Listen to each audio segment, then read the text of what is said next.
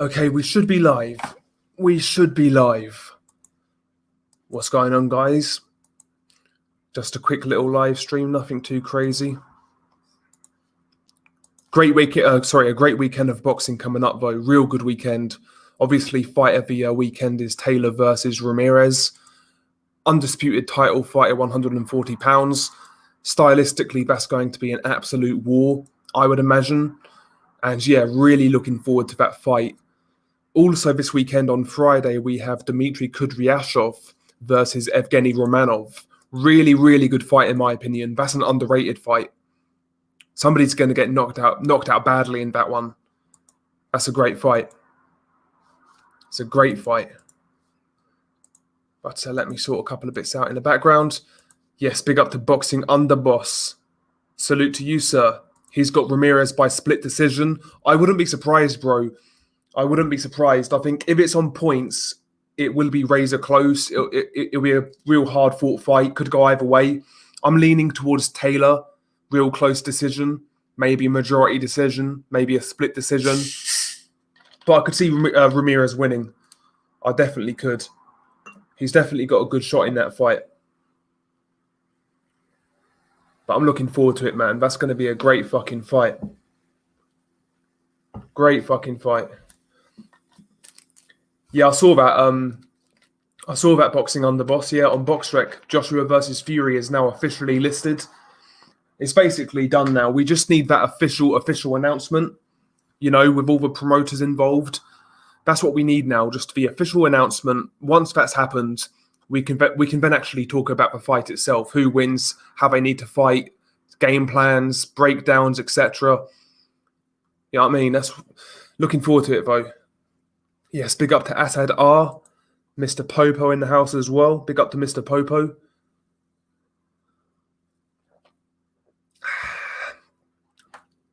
But yeah, I've got Taylor in a close decision win. I think it's going to be a very hard-fought fight. Real hard-fought fight. Wouldn't be surprised if it's one of those fights where the fans kind of debate who won it. Could be one of those ones. It's going to be a stylistic fucking war, though.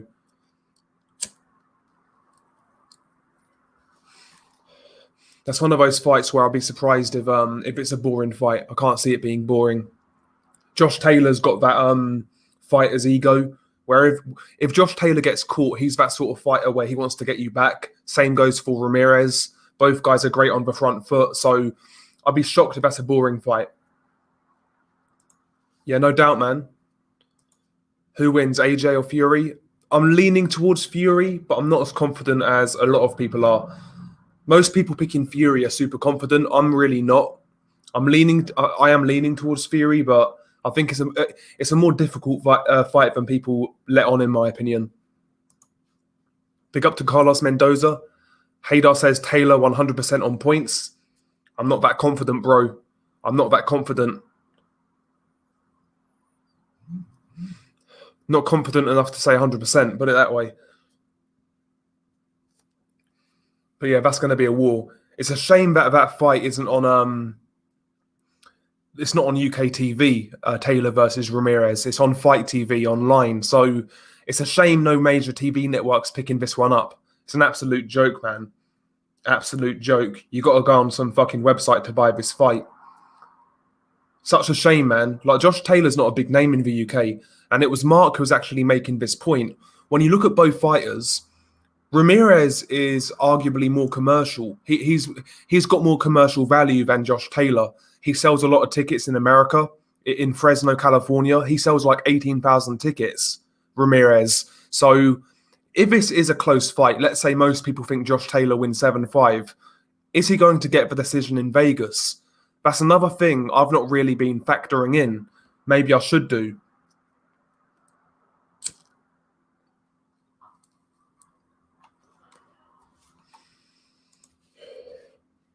Yeah, big up to MMA champ.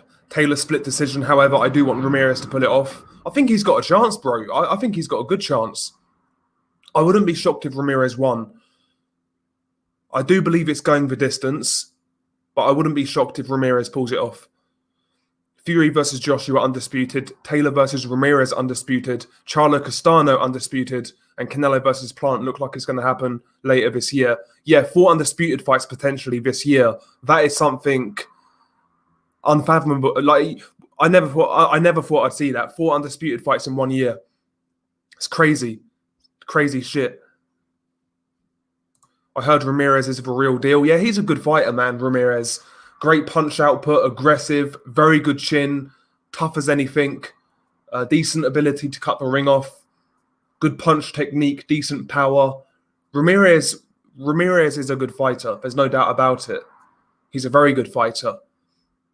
Channel 5 haven't got Taylor versus Ramirez because they're doing the Hennessy card. But yeah, that could be right. Ultra Tech Boxing yesterday, what a Fury fan calling Ortiz a great fighter that everyone's ducking. Listen, I'm in the middle with Luis Ortiz. He's nowhere near he's not a bad fighter like a lot of Joshua fans make out, but some people overrated him.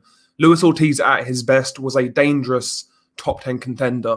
That's what Luis Ortiz was. He was a good fighter. Some people went overboard. Others kind of went the other way. He's one of those fighters where not many people are really objective with Luis Ortiz. Big ups to DC Joe.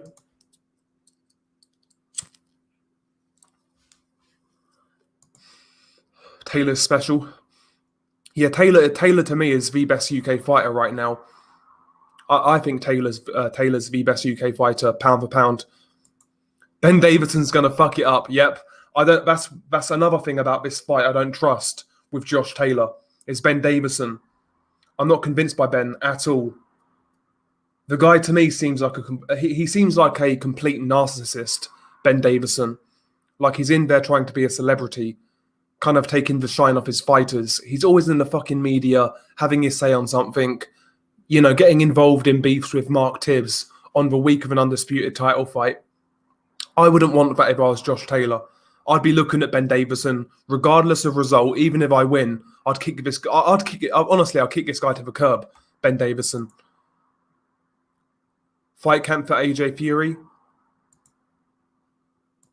Big up to Michael Ortega. He's not beaten any one quality fighter in his whole career. He did a good job against Bryant Jennings. And I know Bryant Jennings wasn't exactly a murderer, but he wasn't a bad fighter, Bryant Jennings. Put it this way, he did a better job than Klitschko and Oscar Rivas on Bryant Jennings. And he was avoided at a certain point in time, like I'm talking years ago.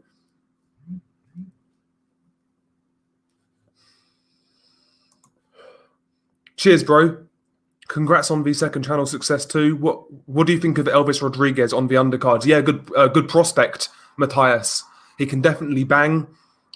Strong dude, nice punch technique.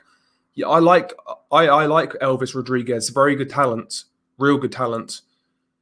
Big up to J9898. In terms of pure skill, yeah, Ortiz is miles ahead of Chisora. In terms of pure skill, 100%. Oh, Matthias versus Junkenbayev. Who have you got? To be honest, Minimax, I've been debating making a prediction video for this fight, but I'm just not comfortable picking either guy. But if I'm going by gut instinct, like pure gut instinct, I've got a feeling Matthias might beat him. You know, might just drag him into a war, drag him somewhere horrible, and sort of beat him that way. But that's going to be a pure violence fight. If you guys listen, man. May the 29th, on the undercard of Nonito Donaire versus Nordinu Bali, Cyprian Matias versus Junkenbayev. That's a great fight. Yeah, I'm not convinced by Ben Davison call at all. I think Ramirez's jab is going to give Taylor problems if he uses it more. Can jab his way in and lead with power shots. He had a longer reach too. Yeah, he does have a longer reach. The problem with Ramirez, like you mentioned in your comment, if he uses it, I mean, look at the Postal fight. Postal was kind of boxing from range. He was moving quite well. And Ramirez was guilty of following him in straight lines and not jabbing his way in. That jab, when he uses it, is effective. It's hard. He can step into it. It's a great way to close the distance. But sometimes he forgets to throw that punch. So hopefully Robert Garcia has actually been working on that jab on the front foot so he can close that distance.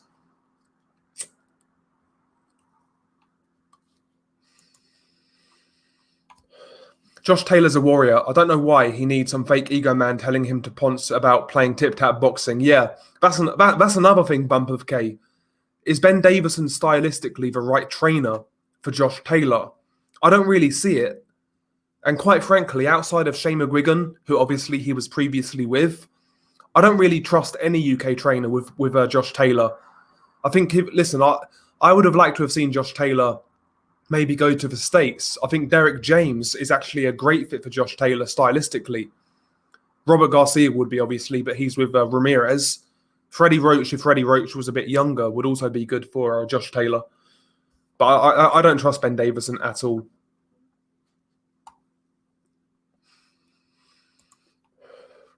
Yeah, that happened a long time ago, Neil. They swept it under the rug. There's no doubt. What do you think of Haney linking up with Ben Davison? I was surprised. Yeah, apparently Ben Davison isn't his trainer. They've basically just been working together.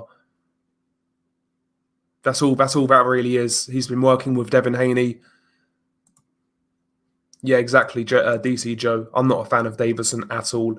He comes across as a complete fucking helmet, Ben Davison. Complete fucking know-it-all. When in reality, his CV as a trainer is, it's up in the air. We don't really know. As Cool says, there's not much experience there with Ben Davison. Yeah, he's handled some ready-made fighters like Billy Joe and Tyson Fury, but he nearly got Tyson Fury knocked out with his tactics. And it's one of those things, really.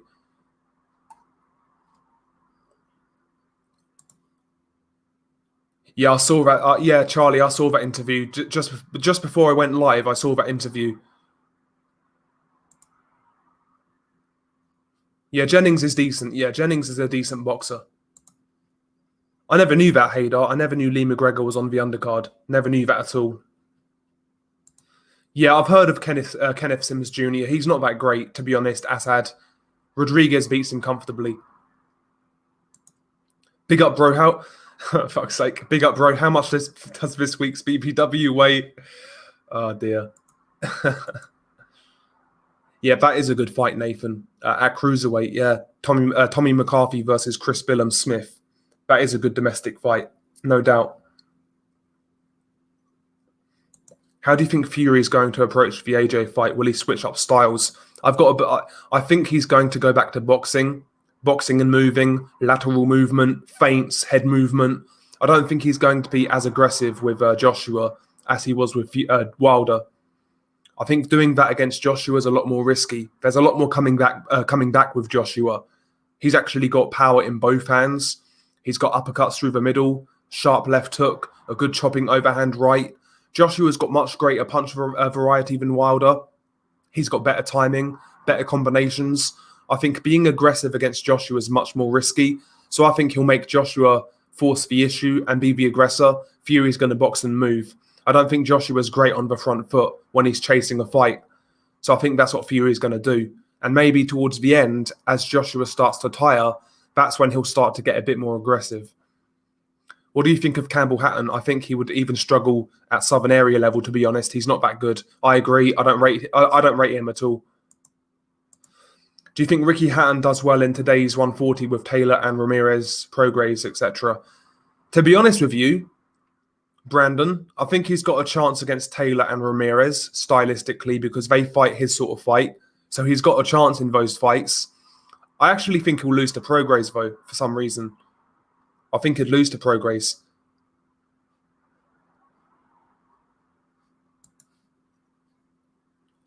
Yeah, I've been watching since the Chisora Parker video. Congrats on the second channel. Thank you, Haydar, man. Yeah, you've been supporting a lot, man. So big up to you, Haydar. Big up. Yeah, and yeah, the second channel is doing okay right now. It's not doing too bad. Ramirez comes across as a good dude, used to slave in the fields. Yeah, he come up tough, Jose Ramirez. There's no doubt about it. And he's fighting for a good cause as well. That has to be said. He does seem like a genuine dude, Jose Ramirez. Like he's come from nothing. And you can tell that the way he fights, man. Like he really is fucking hungry, Ramirez. Yeah, that's ridiculous, Carlos. the level of competition Josh Taylor's been in with in only 17, 18 fights, whatever it is. Taylor's last 6 opponents have a combined record of 136-1. Yeah, that's crazy. Yeah, Joe Goosen, that's a good shout, Neil. That is a good shout. Not sure about Virgil, to be honest. Virgil's another one though. For me, yeah, he done great with Andre Ward, but apart from that, what did he really do, kind of thing? Do you know what I mean? Yes, exactly. The Quags, hit the like. That's all we ask for, man. If you can smash the like, that's all you guys need to do, man.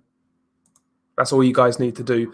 Yeah, Taylor is very well-rounded, loves fighting on the inside, very spiteful, but I like Ramirez as well. High-volume pressure fighter, yeah. I think Josh Taylor's biggest problem in this fight is his discipline and temperament. Like I said earlier, he's one of those guys where if he gets tagged, he's going to want to get his get back. And against someone like Ramirez, that could be very dangerous. Because if Ramirez has you hurt and he smells blood, he is going to try and finish you to his best ability. It's a dangerous fight. Ishmael Salas could work. That's an interesting shout, actually. That's a good shout. Devin Haney wants yes men around him. Ben Davison is the perfect guy for that. I agree. Yeah, exactly, Nathan. Davison is another guy who loves the cameras, constant interviews. Yeah. I mean, you don't really hear Robert Garcia doing interviews every other day. And people like that, Freddie Roach, Derek James. You don't see these guys do multiple interviews. Even Shane McGuigan. Shane McGuigan does a few, but at least it's in regards to his own fighters kind of thing, and on fight week. Yeah, Davison is a proper cockwomble. Why Taylor chose him to train with, I've got no idea. Same. I don't understand. I know Ben Davison is well in with the guys at MTK, so maybe it's like a promotional thing, a managerial thing, where MTK kind of recommend Ben Davison.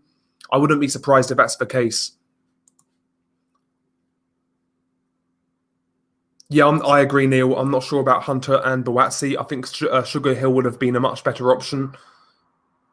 Yeah, I'm not sure. I'm not convinced about Virgil either. Like I said, man, Virgil did great with Andre Ward from scratch, but when he's had other fighters come to him, he's not really improved them. You look at Alfredo Angulo, Amir Khan. You know, he never really did anything with these guys.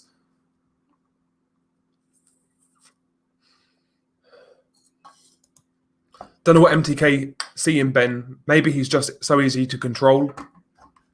Yeah, man, maybe. It's a weird one. Boxers are just trying to make waves in the media and use celebrity trainers like Ben for the names and connections that he may come with. Plus, he may be a cheap date. Yeah, you could be right, Stephen. You could be right. But Ben Davison literally came out of nowhere, though, honestly. It's crazy. Thoughts on Dubois trainer switch? Good link up with Shane, experienced, and Dubois will get great sparring like Akole, Billum Smith, Fowler, and more. Yeah, I think it's a good move. Hader. I think it's a good move for Daniel Dubois. And like you said, some good sparring there with Lawrence Akole.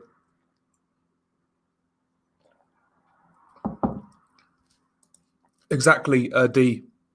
Exactly. In the biggest fight of his career, you know, Fury got his tactics wrong. I mean, and he nearly got knocked out. That was under the guise of Ben Davison. So the jury is out on Ben Davison. Listen, he might be a great fucking trainer for all I know, but you know, all I'm saying is the level of experience that he's got. You know, I wouldn't be comfortable with him sort of training a top fighter going into a big fight. Yeah, Dalton Smith, good prospect, doesn't waste any punches. Yeah, I like Dalton Smith as well. I think he looks very sharp, real good counter puncher, very accurate, decent power. I agree. I think Dalton Smith is a really good prospect.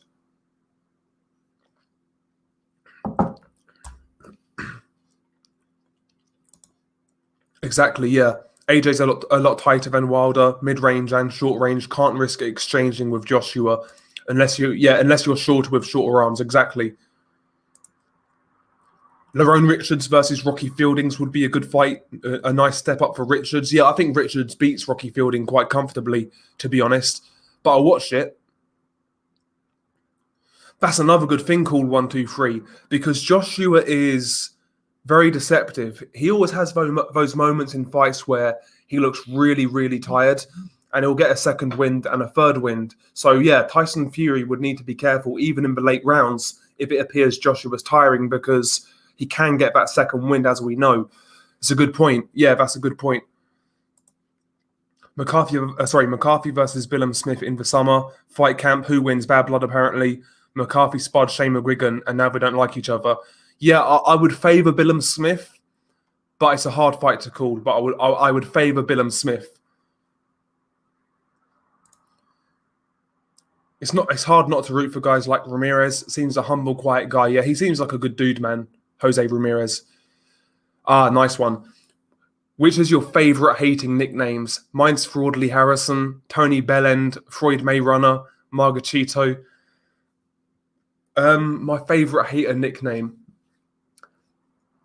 I like. Do you know what? I like Golovkin, but I love Bumlovkin. That's hilarious to me. I like Fraudly as well. Fraudly Harrison, Tony Bellend, as you mentioned, is a good one. Amir Khan for Amir Khan. There's a lot out there. There's a lot of ones I like. If Taylor beats Ramirez, becomes undisputed, is he top 5 pound for pound above the likes of Lopez, Spence, etc.? I think you've got to put him above Lopez and Spence, to be honest, with a resume. Yeah, Dave Coldwell's another one who loves the limelight. I think he's actually got a track record, though. He's got some decent form under his belt, at least. To be fair, those other fighters that went to Virgil were pretty much done by the time they got there. A trainer can only do so much when a guy's past it. That's true. That is true. Yeah, maybe that is harsh, but still, it's hard with Virgil Hunter. I'm not really convinced. How do you think Taylor does at 147? I think right now I'd pick Crawford and Spence to beat him. I think he's got a better chance of beating Porter or Danny Garcia. Also, I want to see him fight a tune-up first. I agree. I'd favour Spence and Terence Crawford right now. I'd want to see Josh Taylor fight a tune-up, like you said, at 147 first. Maybe against someone like Abel Ramos, Josecito Lopez. You know, someone along those lines for his first fight at 147. Those are the sort of guys I'd like to see him fight.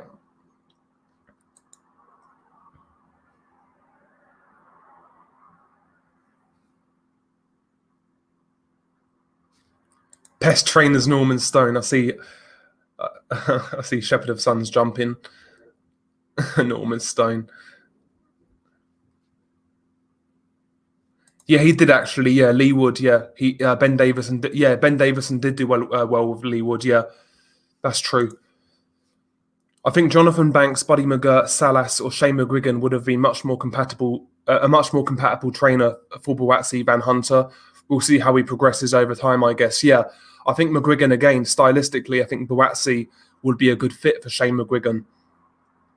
Yeah. I agree, call 1-2-3.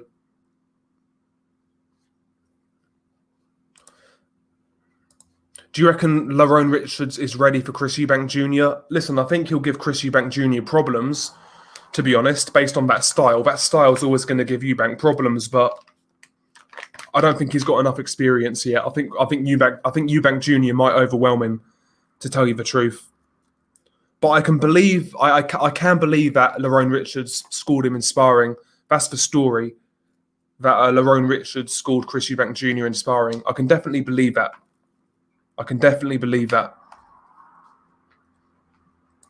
Exactly, yeah. Tyson Fury made Ben Davison. Without Tyson, Ben would still be a spit bucket man. Facts. Soinello Alvaroids. That's a new one.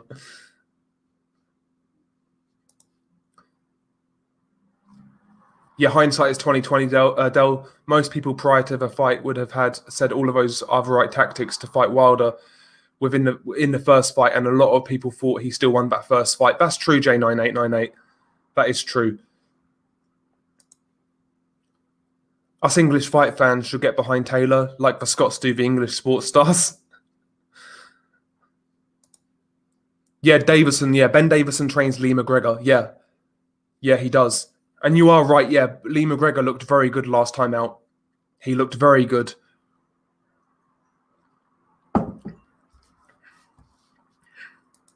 But yeah, big up the Quags. Yeah, Lipinets at 147 maybe. Although, to be honest with you, Eric, after Lipinets' last performance, not really sure what that guy's got left. Again, if I was Josh Taylor's first fight at 147, I would say Abel Ramos or Josecito Lopez. Somebody like that. I think those guys would be ideal because they're not scrubs, but basically, if you're a top level guy, you'll beat them. I think those fights are ideal for Josh Taylor. And again, I'll be honest with you guys, whoever wins this Taylor Ramirez fight, I wouldn't mind these guys sticking around 140 for a little while. I mean, there's still Jose Zepeda out there. There's still Prograis, you know. There's still fights to be made at 140. Like it, for example, if Taylor wins, I'd love to see him fight Jose Zepeda. Even a Prograis rematch. If Ramirez wins, Ramirez Prograis. There's a Zepeda rematch. You know, there's some great fights there.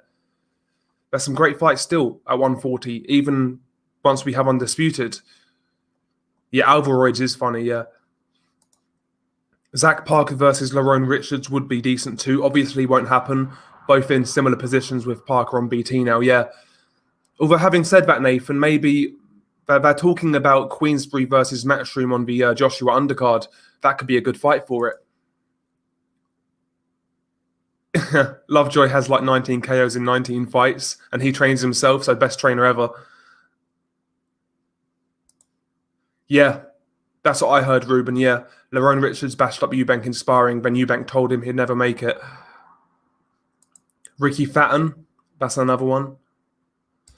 Yeah, I wouldn't mind seeing Eubank Jr. against Jamal Charlo. I think Jamal Charlo beats him comprehensively, but still a fun fight. Still a good fight.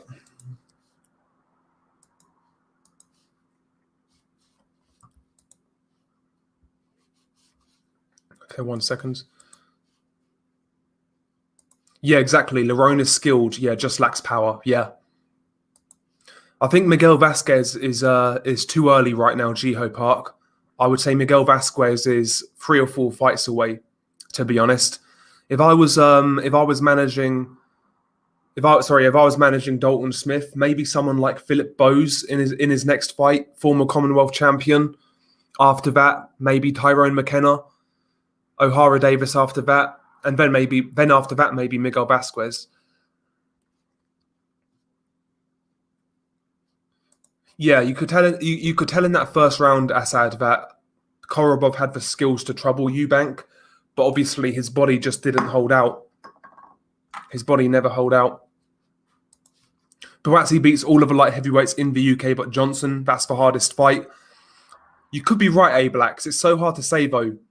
It's so hard to say with light heavyweight because you've still got, obviously, Lyndon Arthur, who's beaten Anthony Yard, Callum Johnson, arguably the biggest puncher, Buatsi himself, Craig Richards looks to have improved a lot, and even Anthony Yard is still knocking about as well. So light heavyweight domestically is hard to call. I would really struggle picking who's the top of that bunch. I'd really struggle. I agree. Yeah, Lipinets is on the downhill indeed. Yeah, exactly. Ramos. Yeah, I like Ramos, Eric. I like Ramos, man. He beat the hell out of what's guy's name in his last fight? Figueroa, Omar Figueroa. He beat the piss out of Figueroa, man.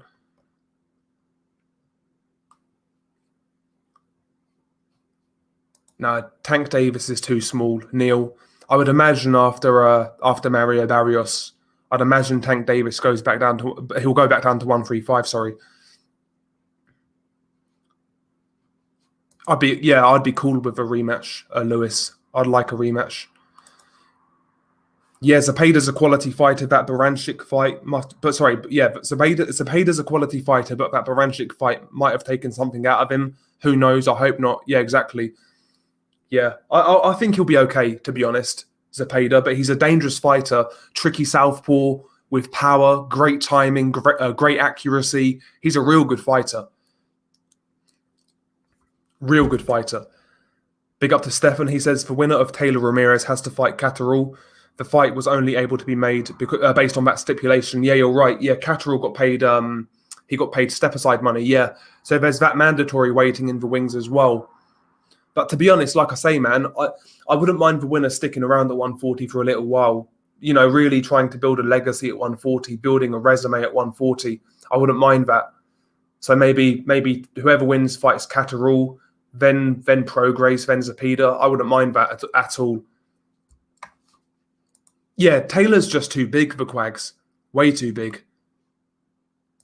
Yeah, I think Charlo beats Eubank. It's that jab. It's the straight long range boxing of Jamal Charlo. That's always going to give Eubank Jr. problems, man. Yeah, Victor Postal versus Barboza. Yeah, Arnold Barboza. That'd be a good fight. Yeah, even Victor Postal, man. He's 36 years old, but I have to say, in his last fight, he still looked very fresh. Victor Postal. He looked really good against Ramirez. Josh Taylor versus Conor Benn. Listen, if they could get that fight on in a couple of years' time at welterweight, it'd be a big fight. But Taylor's too good. Yeah, exactly. J9898. Dillian Shite, that's another good nickname. Yeah, I think Philip Bowes would be a good shout. Yeah, for Dalton Smith. I think that'd be a perfect fight for him. I think Philip Bowes is a bit better than Lee Appleyard, and it's a step in the right direction kind of thing. And maybe after that, you look at someone like Tyrone McKenna for Dalton Smith. Yeah, Eubank Jr.'s ego became his own downfall. It's sad, but that guy was never no elite fighter. But respect to him for carrying the name. Yeah, Eubank Jr.'s stubbornness has always been his biggest. It's what's held him back. Because if he was willing to learn, I think he'd be a much better fighter for it. But there you go. It is what it is. Will Taylor's eye hold up on Saturday? That's the $1 million question, AA. Okay, my light heavyweights based on ability in the UK are Buatsi, Johnson, Lyndon Arthur, Craig Richards, and Ben Yard. I wouldn't argue with that, Aaron. I wouldn't argue with that, to be honest. Do you think Tim Tszyu is going to end up like Eubank Jr. or Chavez Jr.? I don't think so. Tim Tszyu looks very professional. He's very active as well. He's stepping up the levels of competition, stepping in the right direction. So, no, I think Tim Tszyu comes across really professional, and yeah, I think he'll be fine. He'll be fine. Gervonta Davis versus Gervonta Davis versus the Jack Pascal winner for light heavyweight baby belt at 172 catch weight. Spider versus Yard could be a great fight, yeah. See, I still want to see Craig Richards versus Joshua Buatsi. To me, that's the fight that makes sense right now. Eddie Hearn was asked about that after Buatsi's fight, but for some reason, he just never seemed keen on it. I don't know why, man. I think that'd be a great test for Buatsi, Craig Richards. And if he beats Craig Richards, then maybe a guy like Isaac Chilemba kind of thing. Yeah, Lyndon is a good boxer, A-Blacks. He is a good boxer. That's a slaughter, Neil. That's a slaughter, man. Yeah, if Taylor wins, surely it's a homecoming fight versus Catterall. I'd like to see it, Tins. I'd like to see it. Yeah, Danny Roman, very good fighter at 122. Stacked division. Wouldn't mind seeing Roman versus Rashi Alim. That's a good fight. I think Danny Roman beats him, to be honest, Nathan. I think Danny Roman would beat him. But you're right. It's funny you say that. When you look at 122, there's some great talent there. I think the best talent are MJ Akhmadaliev and Stephen Fulton. I believe those guys are brilliant fighters, brilliant talents, only going to get better. I think those two guys are the best in that division. You've got Brandon Figueroa, of course, good champion, hard-nosed guy, good puncher, strong, aggressive. And you've got Danny Roman, a very good contender. I'll tell you what, if Danny Roman had like elite level power, I think he'd be the best guy in that division, to be honest. If him with his skills now, with elite level power, that guy would be something special. I kid you not. But you're right, Danny Roman is a great fighter. Yeah, Taylor Ramirez versus you would be a great fantasy fight. Yeah, Costa's you, yeah, against the winner. Yeah, that'd be interesting to think about. Fulton or Figueroa, I like both guys, but favour Fulton. I agree. I think Fulton is far too versatile, much better natural boxer, better defensively. I think Fulton beats Figueroa on points. Exactly. People need to calm down with the Boazzi hype. He made the 76th best light heavyweight in France fold. Still want to see Boazzi fight someone of note. I agree, AA. And that's what I'm saying, AA. Like, to me, Craig Richards is the perfect guy. That's the perfect opponent. Yeah, Avanesian. That'll be a good first fight at welterweight for Josh Taylor. I think Arthur beats Callum Johnson. He can definitely outbox Callum from distance. A-Blacks. He can definitely do that. Can he stay away for 12 rounds without getting clipped? I'm not sure, to be honest. I do kind of wonder about Lyndon Arthur's chin. He got hurt against Emmanuel Anim in his Commonwealth title fight. And even against Anthony Yard, towards the end of that fight, when Yard actually let go of his shots, he was hurt. So I'm not sure about Lyndon Arthur's chin for some reason. I've got a feeling it could be a bit dodgy, to tell you the truth. I still think Golovkin would take Charlo, but it will be close. Yeah, I think it will be very competitive now. Very competitive. I see that almost as like a 50-50 fight now, to tell you the truth. Lewis Ritson might fight Taylor if he wins the Eliminator. He'd get banged though, yeah. The thing is though, Haydar, that's an IBF Eliminator, right? The Josh Taylor fight. Sorry, the Lewis Ritson fight. That's an IBF Eliminator. It's only a semi-final eliminator, so Matthias and Junkambayev are fighting in the other semi-final eliminator. So Taylor would need to fight another eliminator to actually get Josh Taylor. And I'll tell you this, if Lewis Ritson wins his eliminator, he's not beating the winner of Matthias or Junkambayev. He's not winning that fight. No way.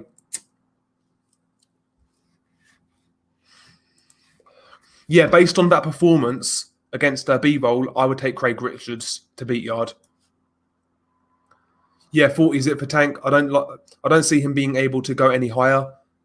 Well, having success anyhow. After 140, he's going to be on the stubby side, laugh out loud. No lie though, seriously, he's a midget like 5'5". Yeah, I think even 140 is really pushing it, Eric. That's why I like this Mario Barrios fight, because as far as I'm concerned, Gervonta Davis can't fuck with Prograis, Taylor, or Ramirez. Those guys are just too big, too strong.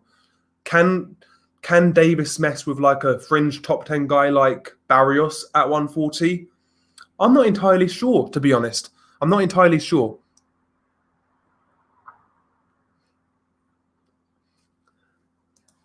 Yeah, Ergashev, another beast at 140, very inactive though. You're right, yeah, Ergashev's a good fighter. Big puncher as well, Ergashev. Not really called 1-2-3 from what I've been hearing. I've not really heard nothing about Anthony Yard. Nothing interesting anyway. I know Tunde's still sticking around. But that's really it. Hearn says the Fury AJ undercard's going to have multiple cross-promoter title fights, and I think the Saudis won't want women's fights. So you thinking Martinez versus Edwards, Bivol, Beterbiev? Yeah, those would be great fights. I'd love to see Martinez versus Edwards, because Martinez is one of my favorite fighters. So I'd love to see him get the opportunity. And obviously, Beterbiev Bivol would be a great fight. So if we can get fights like that on the undercard, then that'll be a crazy night of boxing. But usually with Eddie Hearn, listen, hopefully he delivers this fight, and if he does, all the credit in the world goes to Eddie Hearn. But when Eddie Hearn says it's going to be a stacked undercard, usually it's shit, to tell you the truth. The man who belches. Neil says he wants Chris Eubank versus Felix Cash. Good fight, good fight. I think Eubank Jr. is too experienced, though, at this stage. Evening Dell, is Billy Joe's broken eye socket still living rent-free in your head? You're a funny guy, J-Dab. You're a funny guy.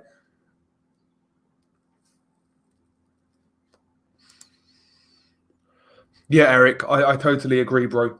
I totally agree. I think Stephen Fulton is I would say Stephen Fulton is the most underrated fighter in American boxing. I think there should be far more hype around that guy than there currently is. I think he's a real tidy boxer, Stephen Fulton. Real tidy boxer. Yeah, I agree. Danny Roman, very skilled boxer, just lacks power. Yeah, indeed. I think Roman beats Figueroa and Neri. He's a very well-rounded and composed fighter. I agree. He's one of those guys who doesn't really have too many weaknesses. He does everything well. Danny Roman, good defense, good balance, very solid, decent punch technique, accuracy, decent boxing skills, a nice jab. He can do basically everything well. Yeah, 154, by the way, Nathan. We got some good fights coming up. So Israel Madrimov versus Michelle Soro is apparently in the works. Sergio Garcia versus Sebastian Fundora, which is a great fight. You've got obviously the undisputed fight, Charlo versus Castano. 154 is looking like a great division right now.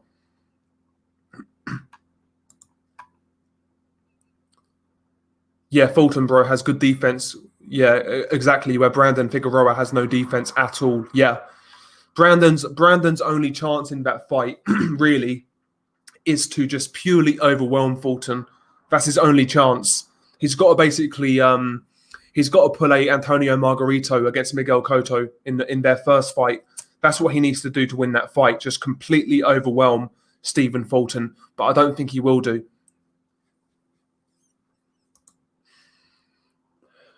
Yeah, I like Stephen Fulton. Yeah, I like Stephen Fulton and Angelo Leo. Angelo Leo's not a bad fighter by any means. I saw that, J-Dav. Did you notice Hearn making a little dig about Buatsi always being on holiday? It's a reason why he's had no momentum. Buatsi has rep as being disciplined, but apparently he's often napping off abroad. Yeah. What do you think of Brandon Lee, and how far away do you think he is from mixing it with the contenders at 140? Brandon Lee's an interesting one. I've got to admit, I've only seen a little bit of Brandon Lee. The knockout in his last fight was very impressive. Seems very aggressive. Nice hand speed as well. I think he looks like a well-rounded prospect. Definitely worth keeping an eye out for. I wouldn't put him up there with a guy like Jim Kambayev or Ergashev, to be honest, but he's definitely a good prospect, and I think he can be a decent contender. I'm not sure whether he's world title level though, but I think he'll be a good contender. But again, I've not really seen a whole lot of him. I've only seen a couple of fights. Yes, big up to Jeff Lucietta. Big up to you, sir.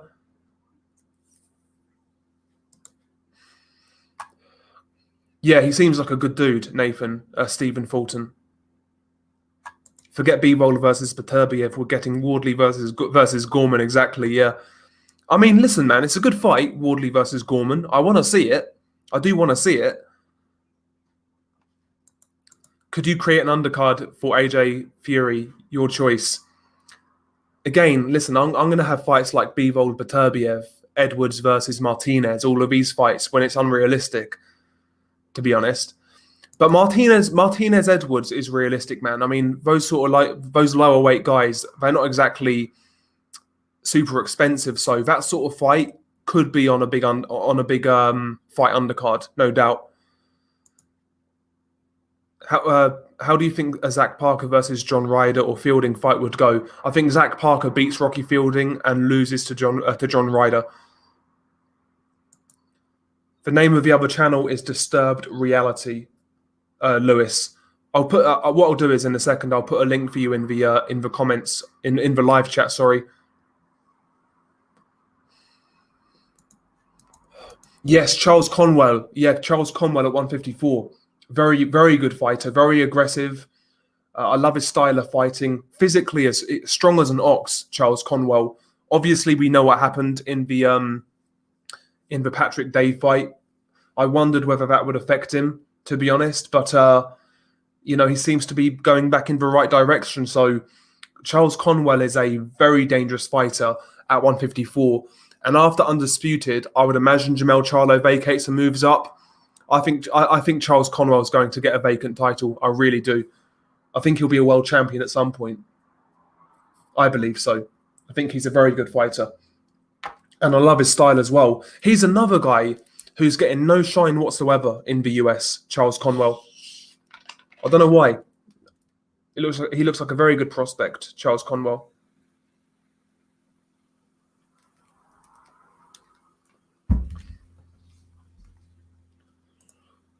I honestly feel like Dillian White is a KO waiting to happen. Yeah, he is, man. He's been knocked out twice. He can get knocked out, as we know. Defensively flawed, takes a lot of risks. He'll get knocked out again, there's no doubt about it, but he is dangerous, Dillian White. He is dangerous. Eddie has 100% left the zone because when Coogan asked about Mayweather versus Paul on Sky, he said it was nothing to do with him. You mean he left Sky? Yeah. Yeah, 100%. That's pretty much common knowledge now. We just need that official announcement. Yeah, Hamza Shiraz, definitely a good talent. Eddie seems like he really wants Buatsi versus Bivol soon, which tells me he wants rid of him because no way Buatsi wins that fight. Yeah, maybe they just need to roll the dice with Buatsi. Maybe that's how Eddie Hearn's thinking at this point in time. I mean, what's Buatsi right now? 30 years old? 29, 30? Something like that. He's not exactly been moved quickly. I think Eddie may be getting a bit impatient, and he really just wants to see what's there with Joshua Buatsi, kind of thing. Yeah, it was listed on BoxRec earlier. Yeah, I saw the commentary, Brandon. I saw Mark's commentary. Very funny. When Chris Lovejoy was about to cry. That's what it looked like anyway. You know when he got barged to the ground. It looked like he's going to cry. Fury still signed nothing. The Prince wouldn't be phoning Fury for nothing. I'm not sure, man. I think it's going to happen, Wizard Sleeve. I think it will happen. I've been convinced for a long time. Just my intuition. I think it's going to happen. It's got to happen, man. Sonny Edwards' unboxing of his world title was funny and cringe in a weird combination. Yeah, I'm not a big fan of Sonny Edwards as a person, to tell you the truth, but he boxed well against Murati Mutalane. He boxed really well. I wasn't expecting that sort of performance, to tell you the truth. So Sonny Edwards is definitely better than I thought he was. He is a good, tidy boxer. But I can't see him beating Julio Cesar Martinez. I just can't see it. Like, Martinez is so much more relentless than Mutalani. Mutalane's much more methodical kind of thing. Doesn't really waste too much. Whereas Julio Cesar Martinez is throwing punches for days, attacking at angles. He's got extremely quick feet, great combinations, power. He's unorthodox as fuck. So I can't see Sonny Edwards beating Martinez. I really can't. I think Sonny Edwards could beat Delakian, the Ukrainian champion, in that weight class, but I can't see him beating Martinez. I really can't. Sadiq boxing Buatsi beats Bivol, in my opinion. Bivol definitely looked human in his last fight. He definitely looked human. But Craig Richards has a completely different style to Buatsi. Like neither Buatsi or Bivol are big light heavyweights. Let's be honest about it. Neither guy's a big light heavyweight. So that'll be an interesting fight. I think Bivol wins. I don't think it's the easy fight a lot of people think it will be for Bivol, but I do think he'll win. It's a good fight though. It's a good fight. Buatsi versus Callum Johnson, doable for the undercard, and they said they want Buatsi out in July. Yeah, that'll be a great fight for man who belches. Or can you imagine Buatsi versus Lyndon Arthur? That'll be a great fight. Yeah, I think this version of Shannon Briggs beats Chris Lovejoy. I do, yeah. Ade said he wouldn't mind seeing Adam Smith commentating on Joshua versus Fury. Jesus Christ.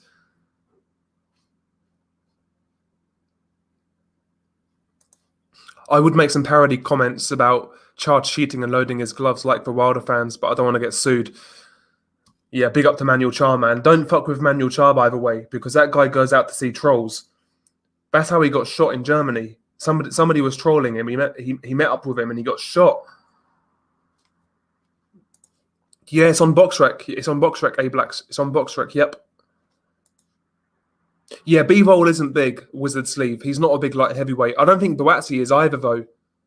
Boatsi looks like one of those guys who's like, he's too small for light heavyweight, but at the same time, he can't get down to 168.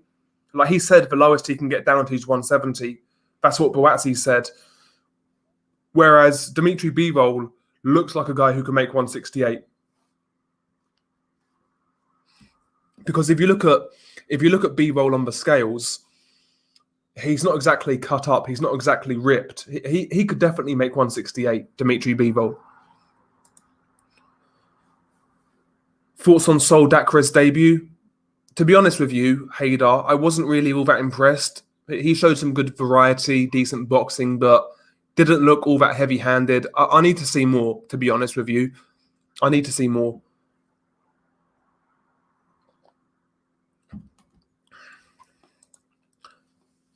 Bet the Galahad fight will end up on the undercard. Clearly had some deal with Matchroom as it was supposed to be on the Canelo Saunders undercard, but neither guy could get the right visa. Yeah, but I wouldn't be surprised if they make that fight for the Joshua undercard. It's not a bad fight. It's not a bad fight, Kid Galahad versus Jazza Dickens. Not the worst fight in the world. Obviously, that's a rematch. If you watch their first fight back in 2013, that was actually a really good fight. Galahad versus Dickens 1. Actually a really good fight, if you've not seen it.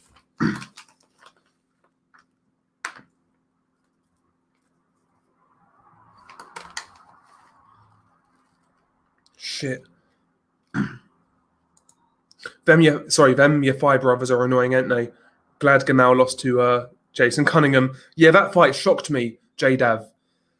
That fight shocked me. I really thought Gamal would have too much, like, just pure strength for Jason Cunningham, but Cunningham boxed a really good fight, man. Just kept on walking him to it. He kept on walking your fight into that lead left hand. Just southpaw, straight left hand down the pipe. Your fight could never get away from it. No head movement, no feints, no guard. He just kept on getting hit by the same punch over and over and over again. Like no adjustments whatsoever. No adjustments whatsoever.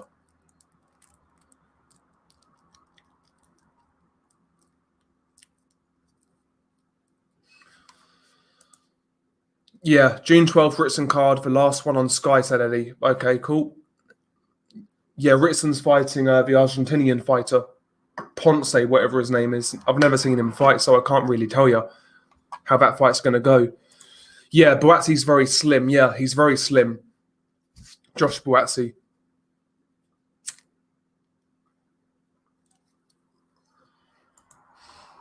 Josh Taylor will spark Ramirez. I don't think nobody's getting sparked in that fight. It's going to be very competitive.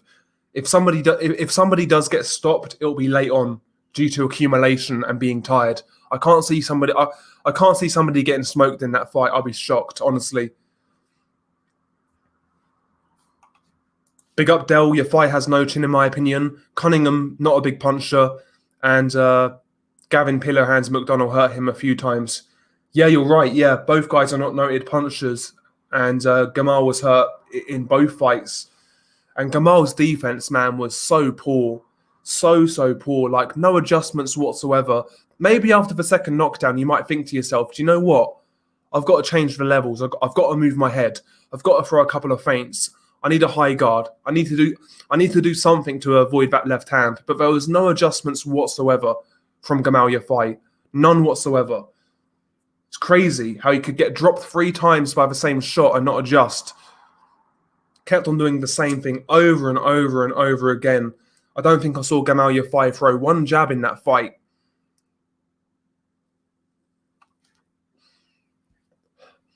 Oh yeah, I misread that wizard sleeve, but still, I think it's going to be competitive as fuck. I really do. I'm picking Josh Taylor. Don't get me wrong, but I think it's going to be very competitive, very competitive.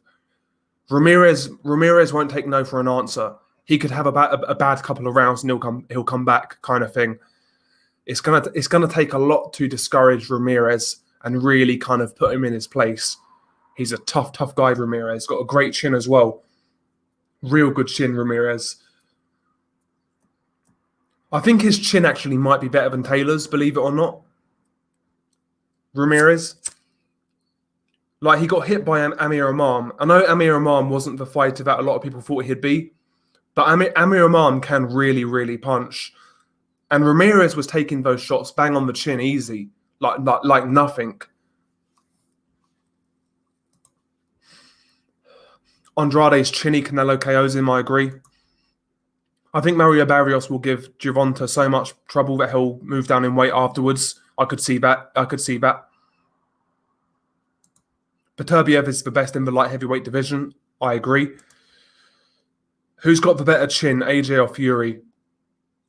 Fury's definitely got better recovery skills, 100%, easily, from what I've seen.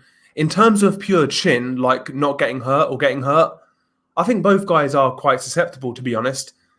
I think both guys are vulnerable in that sense. But I'd say Fury, because he's not been knocked out, and when he's been hurt, he's got through it. I'll say Fury slightly, but I'm not really convinced either way on that one. Barry Jones was a good commentator as usual. Why Sky couldn't have brought him in sooner, I don't know. Macklin would have scored the knockdown rounds 10-9. Yeah, and if it was Cole Froch, he would have scored them 10-10. It's crazy.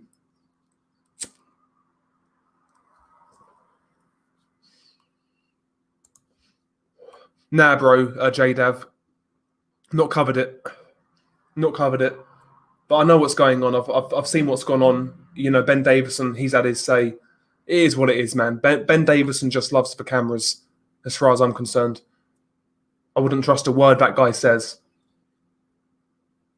I mean, this is a guy, yeah, who's worn headbands. Would you trust a guy who wears a headband? I wouldn't. Ramirez draws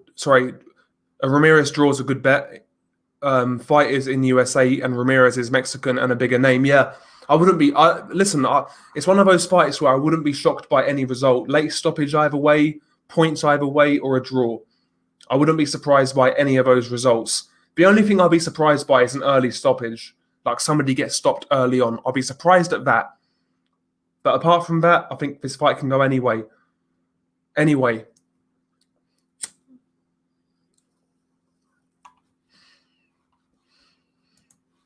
Yeah, I agree. Banter swag. I agree. I think pound for pound, yeah, Josh Taylor is the best fighter in the UK. Look at what he's done in 17 fights. And if he beats Ramirez, that's a hell of a run. Got a lot of respect for Josh Taylor. He's done it the right way as well. He's been matched correctly. He's had tough fights on the come up. He's taken risks. And now he's reaping the rewards, kind of thing. Yeah, Barry Jones for Joshua Fury commentary. Knows and watches most of both fighters. Yeah, unbiased. Yeah, Davison sticks his nose in too much. Remember he called out Hatman a few years ago when he asked a question, was he a cheerleader? I remember that, G-Man. Yeah, I do recall that. So he watches all of his shit. He's one of those guys, G-Man. I guarantee you, yeah, once Ben Davison gets home from the gym, he'll type his name on YouTube, kind of thing.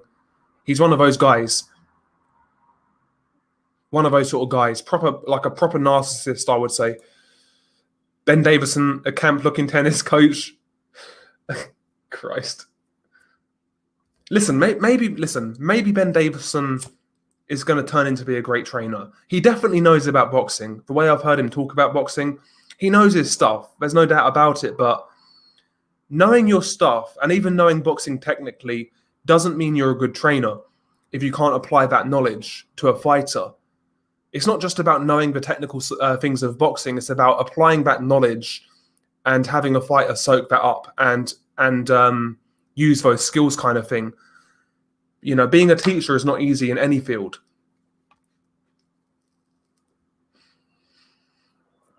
Like there's YouTube uploaders I've listened to who break down technical boxing great. Doesn't mean they'll be a great trainer if they can't apply that knowledge to a fighter and really kind of break it down and have a fighter implement those certain things. But we'll see with Ben Davison. Maybe I'm wrong. Again, I'm not saying he's a shit trainer. All I'm saying is he's unproven. I'm not convinced. That's all I'm saying with Ben Davison. That's all I'm saying. But ultimately, time reveals all. So we're going to find out this weekend. This weekend, right, coming up, is a big week for Josh Taylor. It's a big night for Josh Taylor's career. It really is. If Josh Taylor loses this fight, then Ben Davison's under a bit of pressure. He really is. Like his reputation in this fight is definitely on the line to a certain degree, especially after this last week with what's been going on in the media. A lot of people have it out for Ben Davison in the UK boxing scene. A lot of people don't like this guy. So if Josh Taylor were to lose this weekend, Ben Davison's going to get it. You best believe that. He's going to get it.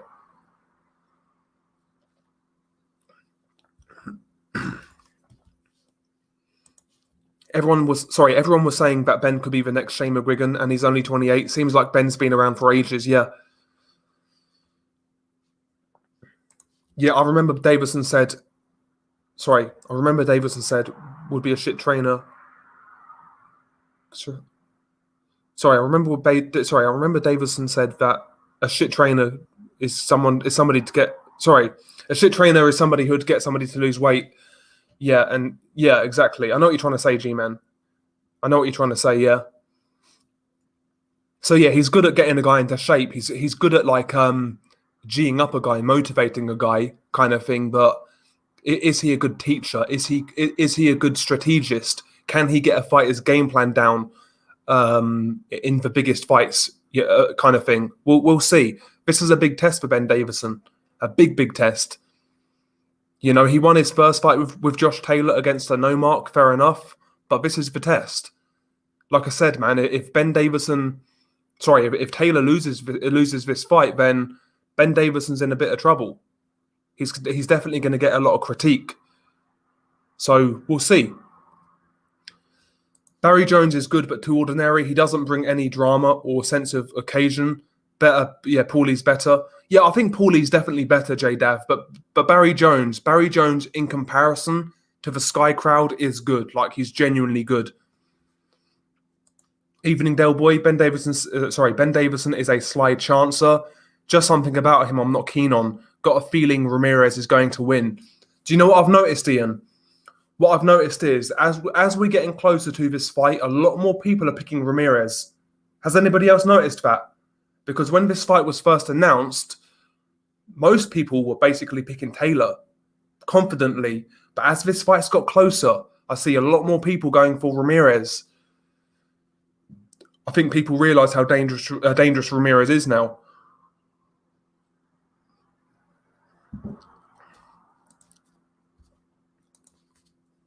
Yeah, Lee McGregor looked good with Davison. Still too early to tell. Yeah, he did, yeah. And again, I do want to reiterate, I'm not saying Ben is a shit trainer. I'm just saying he's unproven. That's all I'm saying. Yeah, if Taylor was with Shane, would you give him a chance against Ramirez? Yeah, of course. I'd be much more confident in my pick. Put it that way. I'd be a lot more confident. I'm feeling the same, Sadiq. I'm feeling the same. I'm still picking Taylor, but I'm just nowhere near as confident. Hello to all of you hardcore boxing fans out there. How you doing? Big Jimmy here. A big up to Jim McDonald, by the way. Salute to Jim McDonald. Why do you think Max Kellerman isn't on commentary anymore? Yeah, he's got a gig with ESPN now. He's on like I don't know what they call it. It's like a sports show on ESPN. So he's too big for boxing now, man. I never rated Max Kellerman anyway, quite frankly. Yeah, the odds are good on Ramirez. Yeah, it was the same as Burchelt versus Valdez. Ramirez currently 2-1. They are good odds. They are very good odds, Christian. Very good odds. Problem with Davison is is that he sticks his nose in it. So whenever one of his fighters loses, he's going to get it 10 times harder. Tunde is similar, yeah. And in that sense, G-Man, he actually adds a lot more pressure to his trainer. Sorry, to his fighter. Sorry, when the trainer is out there causing controversy and pissing off the public in general, that's going to basically translate to his fighter, where the fighter now is under a lot more pressure, kind of thing. Does that make sense? If I was a trainer, I'd want to be remaining low key. I wouldn't be doing all that many interviews, apart from what I have to do, like with Sky Sports or ESPN or whatever. I wouldn't be doing interviews with the likes of Coogan, Michelle Joy Phelps. I wouldn't be bothering, to be honest. I'd much rather have a trainer that is low key, not in it for the spotlight. That's what I'd want as a trainer.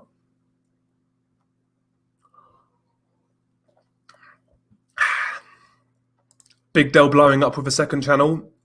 Yeah, it's looking good, man. It's looking rather good, the old second channel.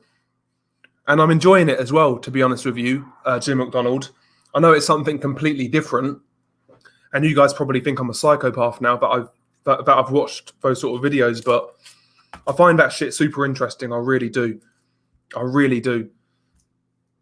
I always have done. I've always been like fascinated with human depravity for some reason. Always. I've always been fascinated with that sort of thing. But yeah, I am going to work on a video. I need to start recording another video soon. I've got a few ideas in mind, of course. But there's a lot out there to cover, man. There's a lot out there to cover. I'm going to try and do another cartel video to see whether that one blows up as well. I'm going to try and do another cartel video. So watch this space. Watch this space. Yeah, people love murder channels. Ramirez is dangerous based on what? Getting hometown decisions? Ask fucking Maurice Hooker whether he's dangerous. He went away from home. Well, not away from home. He went on DAZN to fight Maurice Hooker on a rival promoter's show, and he fucking blitzed him. He took him out. He can hit hard. He's strong. He's durable. He's a dangerous fighter, man. He's a dangerous fighter.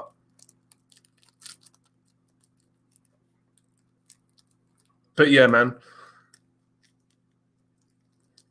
Eventually, what I'll do with the second channel, I'll actually mention this channel. So hopefully we get some subscribers from the other channel on this channel.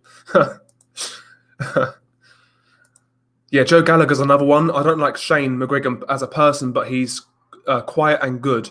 Coldwell, Gallagher are more like promoters than trainers. Yeah, they've got that managerial vibe about them as well. Yeah, I know what you mean, G-Man. I know what you mean. Exactly, G-Man, yeah. You can easily make the argument, yeah, Ramirez did a better job on Hooker than Ortiz did. Yeah. Listen, man, Ramirez is a good fighter, bro. He's a good fighter. Yeah, Postal Ramirez had fair scorecards. Hopefully that trend continues. Yeah. A lot of people at that time were calling that fight a robbery. That's bullshit. It was a close fight. Could have been a draw or a point either way. It was a very close fight. And if you look at the scorecards reflected that. So there you go. And let's not act like Josh Taylor didn't have a hard fight with Postal. I know he beat Postal better than Ramirez did, but still, it's a tough fight. Anthony Joshua knocks out Dillian White again. A-Blacks. The Hooker stoppage was fast, but not premature, yeah. I think that's fair. Ortiz had COVID in camp to fight Hooker. That's what they say. That's what they say. Have you noticed though, a lot of fighters are using that after they've had a flat performance. Respect Dell. I don't like Ben Davison. Just me though. Yeah, listen, I wouldn't trust him. Truth son. I wouldn't personally trust him if I'm being honest, but maybe I've got him all wrong. Maybe he's a nice guy. Maybe he's just misunderstood. Who knows, man? But all we can go by is what's in the media and what he puts out there. And as a fighter, if I was a fighter, I wouldn't feel comfortable with somebody like that as my trainer. I really wouldn't. But yeah, big up to Truth Sons for the contribution. I agree, but it was still a very competitive fight. I thought Ramirez was better defensively, but it closed for show better. Yeah, it's a close fight. Yeah, that's true as well, Wizard Sleeve. That is true. Ramirez fought Postal a lot later. That is true. That is true. Can't argue with that. But regardless, man, I can't see Josh Taylor winning that fight easily, kind of thing. I can't see him dominating Ramirez. I just can't see it. I think Ramirez is too strong, too tough for that. Jesus, G-Man hating on McGuigan for sectarian reasons. Fucking hell. I got told that AJ is taller than 6'6" and Fury is shorter than 6'9". See, I think Joshua looks a legit 6'6". I think Fury's more close to 6'8", to be honest.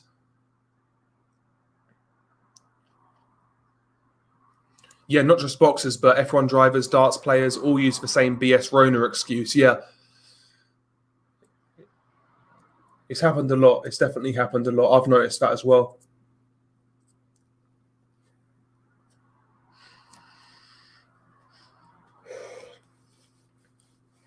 But who have you guys got in Taylor Ramirez? Like everyone in the chat, like tell me who you guys are picking in Taylor Ramirez. Who and how? So like Taylor by KO points, Ramirez KO points. Who you guys got in this fight? I'll be intrigued to know.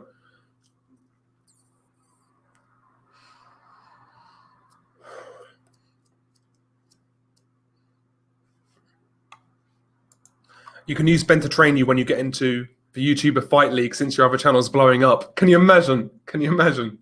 That'd be hilarious, man. That'd be hilarious. Taylor by KO. Ramirez by KO. Ian Ward says Ramirez by KO. Christian Lewis, Ramirez by split decision. Sadiq Boxing controversial draw. We got a lot of guys going Ramirez, you know. JD Ramirez. Banter Swag, Taylor, a better boxer by points. Will take a very, very good boxer to KO Taylor. I agree. There's a lot going for Ramirez, though. I'm interested. That's interesting to me. Darts players be like, I'm overweight, high blood pressure, drink 10 pints a day, but I won't shake hands after a match. Darts players really are simps. Taylor MD. I can see that. I'm finding it hard to split them. I think Ramirez on points. The judges will favour him in a close fight. Yeah, that's another thing you need to consider for judging. I mean, if you was Bob Arum, who would you rather win? The guy in Josh Taylor, who can't really sell a ticket, who's not really a massive name in the UK, not a big name in America, or would you rather have Jose Ramirez win, a guy you've been with since pro debut, and a guy in Ramirez who sells 18,000 tickets in Fresno? Who would you rather win? I'd rather Ramirez win if I was Bob Arum. So you've got to consider that. Taylor MD, Taylor by late KO, by KO late-ish. Yeah, if anybody gets knocked out, I think it's late, and I think it's accumulation, like body work kind of thing.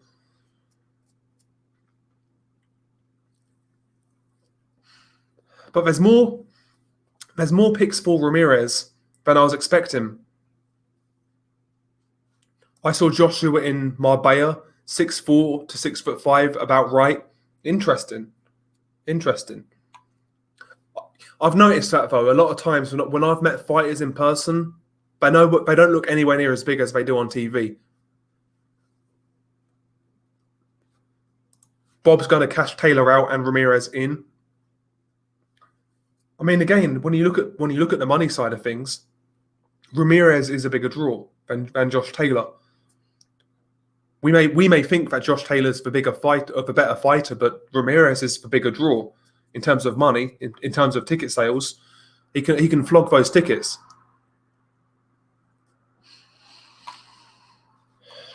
Yeah, Joshua definitely looks taller than 6'4". Definitely. He's definitely taller than 6'4".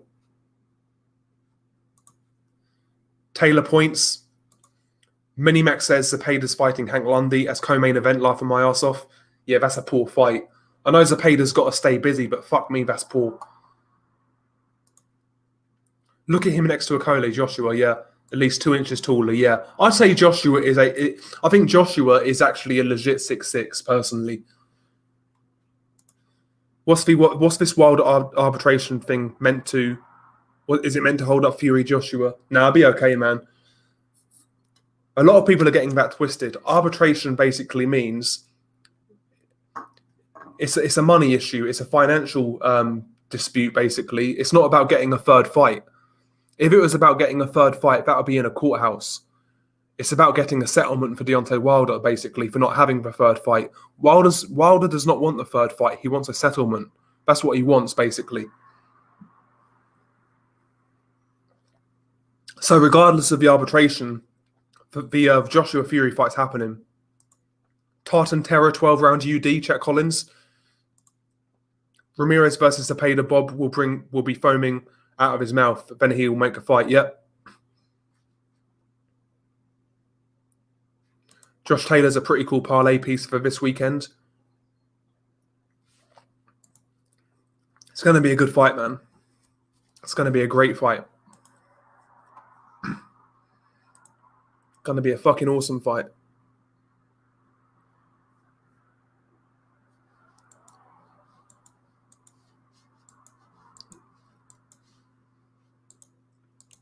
Yeah, the LDBC don't know arbitration from masturbation. Shaking my head. Exactly, truth, son, man. Like anybody with an ounce of common sense knows that's not about getting a third fight. It never was, man. Deontay doesn't want a third fight, in my opinion. I don't think he wants a third fight anytime soon. Maybe down the line, but not anytime soon. He wants to get a bit of cash without fighting, basically. That's what he wants. Does Klitschko wear heels because does Klitschko wear heels because in the face-off he looks shorter than Fury and AJ, but in fights he looks short? Yeah, he definitely wears like lifts, Vladimir Klitschko. Definitely. Yeah, that's what I think, Abelax. Yeah, Klitschko is 6'5", Joshua's 6'6". Yeah, maybe Klitschko is like 6'5.5" kind of thing. Yeah, it's going to be a good fight. Can't see the winner having an easy time. Yep, I agree. Is Taylor on pay-per-view? Yeah, so in the UK, it's on Fight TV, E-Machines. Fight TV. So that's like it's like a website, Fight TV. So you got to go online and buy it. It's £12.95. I think it's £12.95, that fight. I'm actually going to buy that fight, you know. I'm going to buy it. I agree, Chet Collins. 1 minute of silence for Chris Lovejoy. Fucking hell. That was an embarrassment, that fight. Okay, 9.28, sorry. It's 9.28 apparently. See, you can't go wrong, can you? £9.28 for a great fight like that.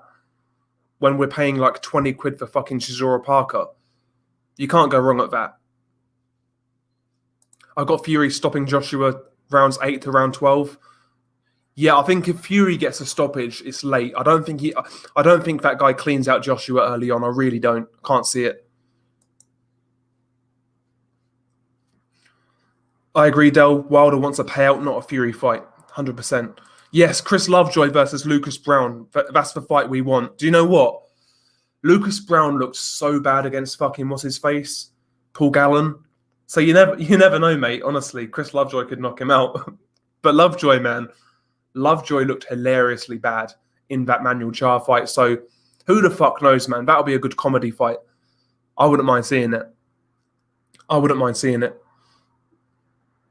Yeah, it's really criminal how unknown this fight is in the UK. Yeah, nobody's talking about it in terms of like media. Nobody's talking about it. And you got a chance for a British fighter to be undisputed. It's madness. Yeah, the saddest part of Lovejoy versus Char is neither of us mentioned the cartwheel he failed. Yeah. Oh dear. So yeah, it's £9.28. £9.28 E-Machines. E-Machines, £9.28. That's not bad.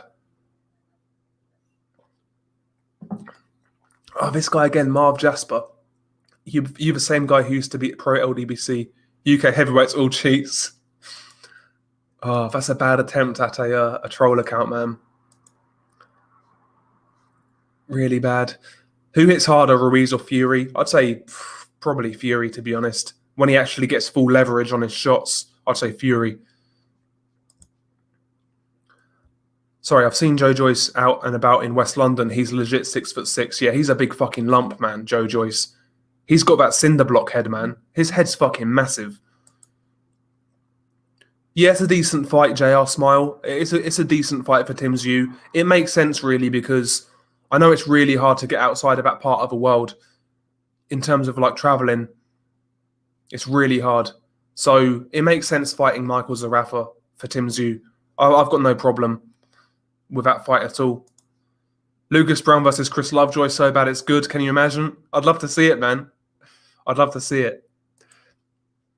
Usyk versus Joyce. I think Joyce outboxes him. Chisora did very well against him.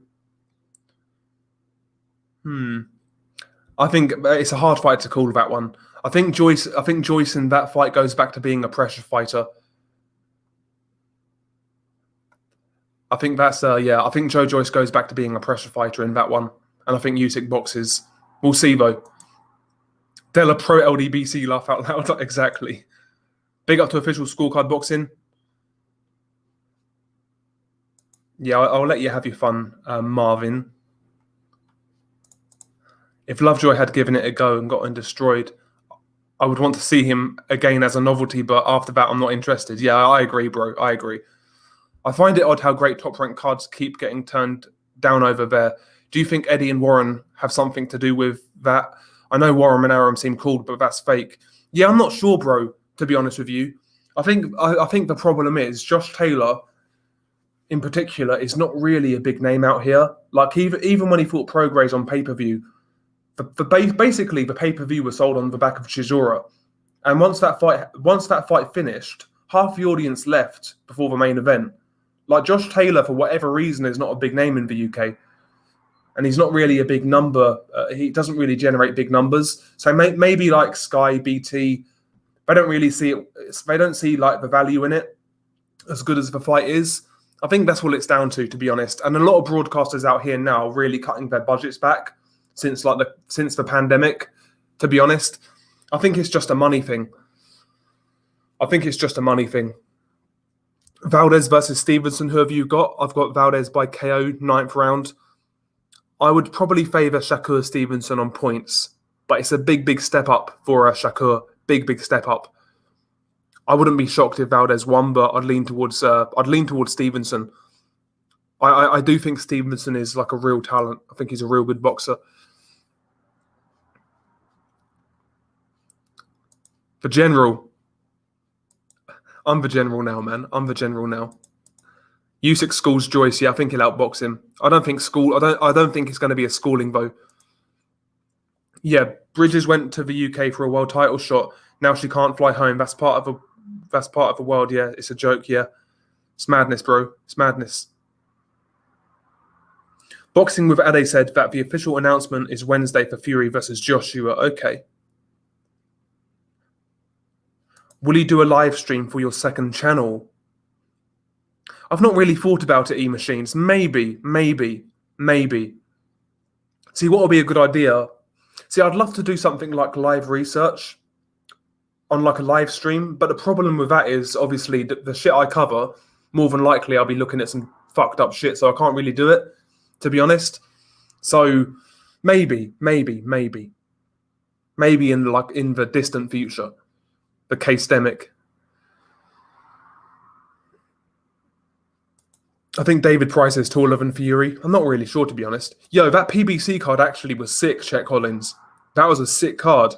I can't lie, yeah. Neri versus Figueroa. We knew that was going to deliver. That was a great fight. Danny Roman, his fight was pretty good. And Xavier Martinez versus Jean Carlos Burgos was actually a good fight as well. That whole PBC card, to be fair to him, was really good. Really good. Yes, because he's not English. That's another big thing as well. Yeah, scamdemic, you mean, exactly.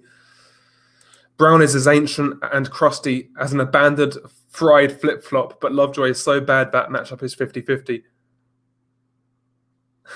Taylor wasn't born in Nigeria or the Congo, so Eddie didn't want him.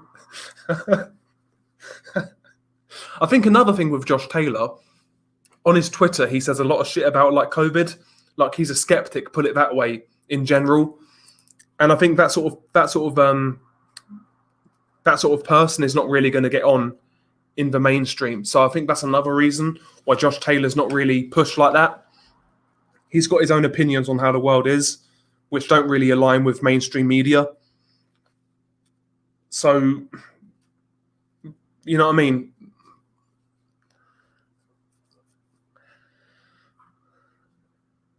Yeah, Josh Taylor gets less coverage than the fighters he beats. 100%. Exactly. You'd think at least Box Nation would have picked it up. They've shown quite a few top-ranked cards this year. It's crazy, bro. I think Dell loves Fatty's. Sorry, I think Dell loves Fatty's conspiracy theory more than him being pro LDBC in the past. Yeah, I don't know where that came from, man. This whole pro LDBC thing. I don't know where that came from, bro. But there you go. There you go. Seen Daniel Pearl? Yeah, I've seen that one. Yeah. I've seen that one. That was fucked up, E-Machines. That was fucked up. It's pretty bad. I think Joy speaks white. I wouldn't be surprised, bro. I wouldn't be surprised. Yeah, exactly. Ade works for TalkSport and Sky, so he's got good links. Yeah, I'd probably tend to believe him. Young George Foreman versus old George Foreman. Who do you think wins? I'd probably lean towards the young George Foreman, but old George Foreman was a lot more educated, to be honest. And if old George Foreman didn't get him out of there, you could see a young George Foreman knocking him out late when he's gassed. That'd be a good fight, you know. Do you know what, actually? I think old George Foreman might knock him out. Big up to Plant-Based Boxing. I know who you are, I think. Heard Dave Allen is coming back soon. Yeah, that's all we need to see, man. Yeah, Stavern would have stopped Lovejoy in a round or two. That's how bad he was, bro. Yeah, I saw it, Michael Van Gerwen. I saw it, man. Good. It's actually quite good, yeah. So, yeah, Blood, Sweat and Tears from the Top Rank YouTube channel, yeah, about Taylor Ramirez. Yeah, that's a good show. I enjoyed it. To be honest, Jared, I've not really watched Box Nation for a long fucking time, so I don't know what they show now. I'm not sure what they show now. Yeah, still going, though. Is Hearn going to feed Dave Allen to Huey Fury or some such garbage? Yeah, probably more than likely, bro. You'll see Dave Allen get a couple of, like, 6-rounder wins on small hall shows. And then you'll see Sky Sports or fucking DAZN, whoever it may be. They'll wheel out Dave Allen to get fucking beaten by somebody. I'll tell you what, if Dave Allen is in fucking many more of these big fights, we could do a video on Dave Allen on the second channel. Pro boxer slaughtered in the ring. It could happen.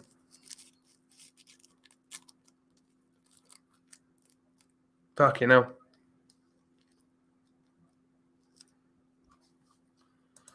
My mate told me yesterday Campbell Hatton's infant daughter, he set up an Instagram page. So I'll start it again.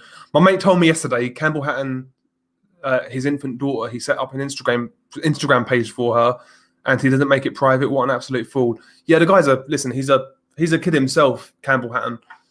He's a kid himself. I wouldn't have a fucking Instagram page with my fucking infant daughter, just because of like the type of people there are out in the world. You know what I mean? I wouldn't put my kids anywhere near social media if I had social media. I really wouldn't.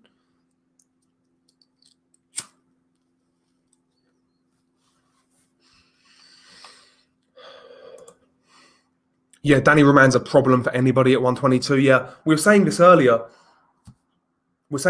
Chet. Like, can you imagine if Danny Roman had like elite level power? He'd probably be the best guy in that division, to be honest.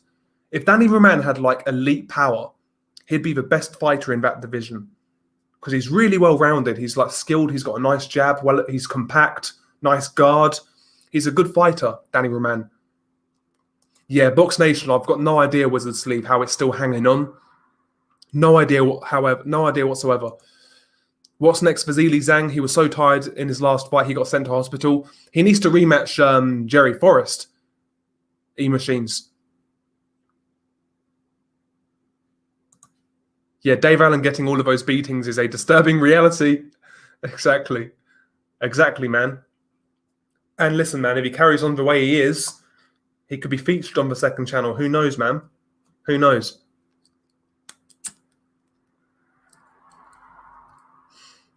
Maybe he takes so many beatings, he goes insane, moves to Mexico and works for a cartel, then gets sliced up. Who the fuck knows, man?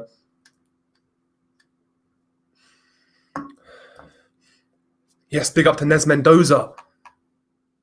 Salute. Yes, social media is too toxic. 100%, Nez. I wouldn't want my kids anywhere near it. Like, I ditched social media a long time ago. All I use now, obviously YouTube, and I use Twitter for boxing. That's all I use. I have no personal media accounts whatsoever. I deleted all of them.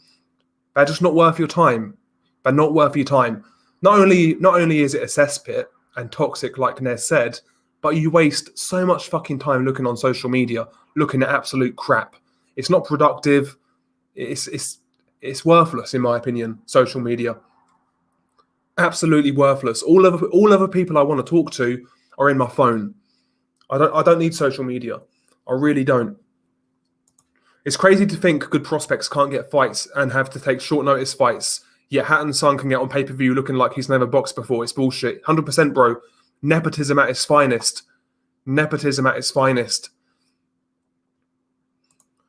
Great to see small promoters making a return. Hobson and Hennessy this weekend on Fight Zone and Channel 5. Yep. Sam Eggington's back in the ring against Carlos Molina on Saturday.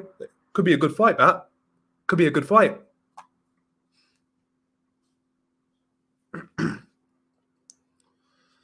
Yeah, he left it too late, A-Blacks. He definitely left it too late.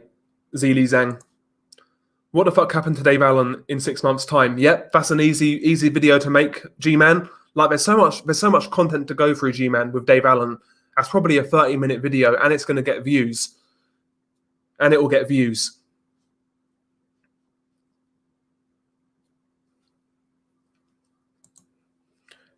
Yeah, Twitter to get boxing news and interviews. Twitter to get boxing news and interviews. YouTube, that's it. Deleted it all after the scam started. You did the right thing, bro.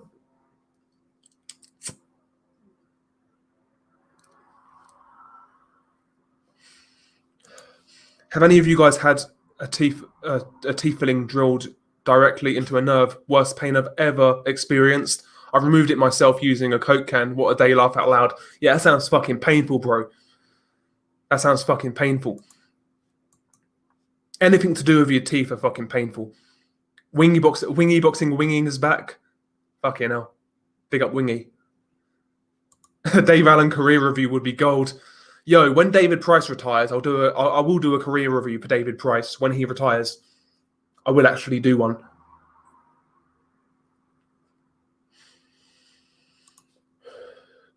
Canelo's happy that Benavidez doesn't have a title, so he doesn't have to fight him. Yeah, Benavidez is the only guy I'm interested in at 168 against Canelo. Mr. Benavidez. Wingy not doing as well sexually as Umar AFL Umar. Yeah, Umar's doing quite well, you know, with his fancy watch and his fancy girlfriend. There's no doubt about it. We need. How about a Paul Smith career review? No, Nordic. How about a Paul Smith in retrospect? That's what we need in our lives. That's what we need.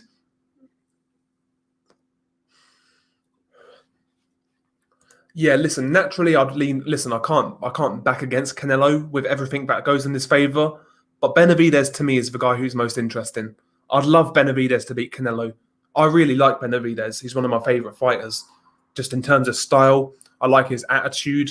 I know he's made mistakes, obviously, but he seems like a normal dude, David Benavidez. Seems quite normal. I like Benavidez a lot. And his style, man. If you watch David Benavidez and you don't like his style, I don't know what to tell you, man. I don't know what to tell you.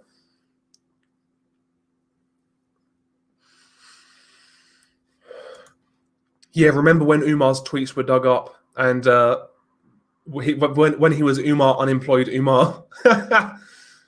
Oh dear. Will Jose Benavidez ever fight again, or is his leg still fucked up from being shot? I heard a rumor recently, actually, that he was coming back, but I'm not sure. I heard he was signing with the PBC, but again, I can't tell you on that whether he's coming back or not. I've not seen any reports. I just saw a couple of people talking about it on Twitter. I think Price is retired anyway. If he isn't, he'll get banged. So just retire, just make the video. No, he said he's not retiring just yet. That's what he said recently anyway.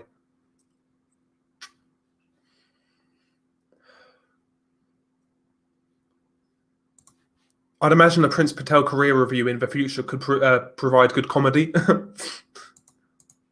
Umar IFL Umar is more Sri Lankan than Wingy is. That's why Frankenstein gives him more jobs.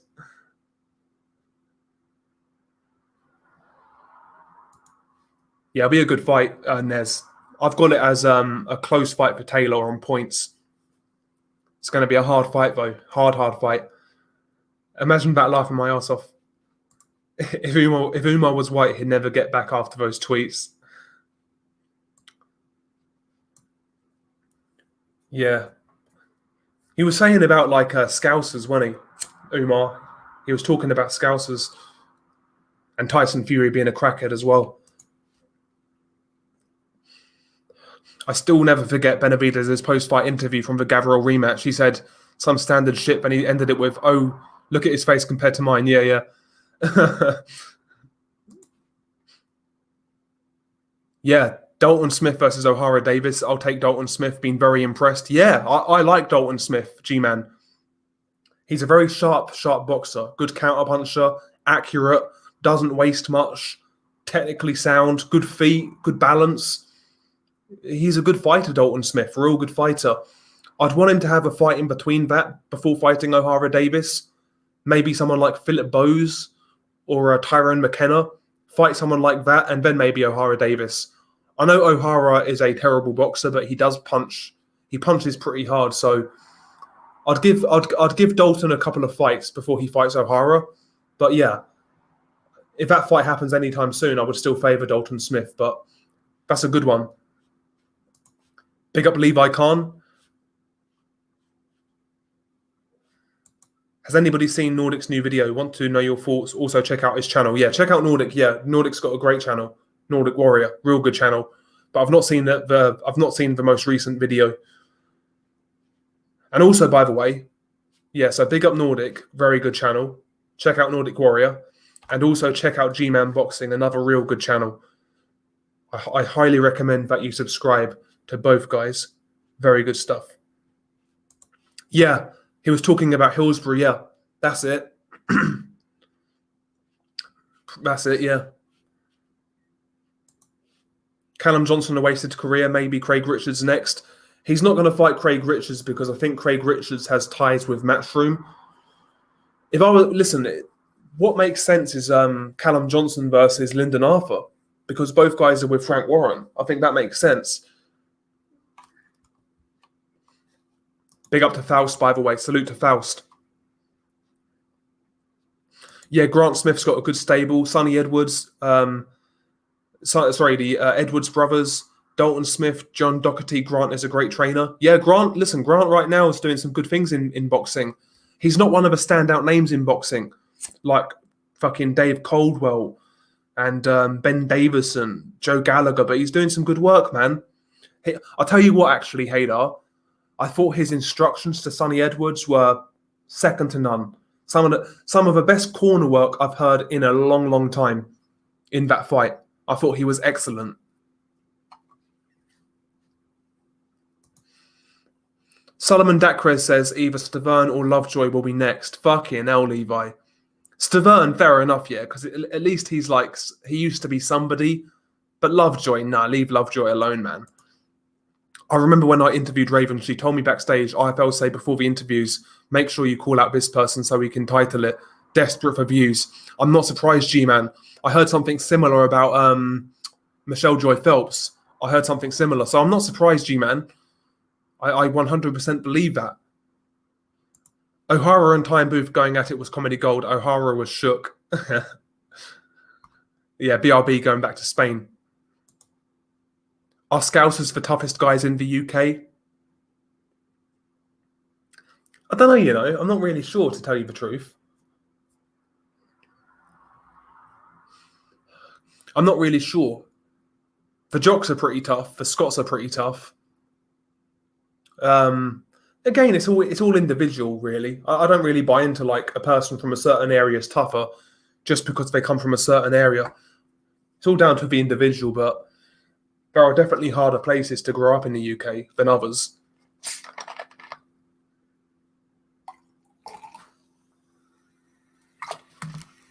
I got no idea, Copend. No idea whatsoever.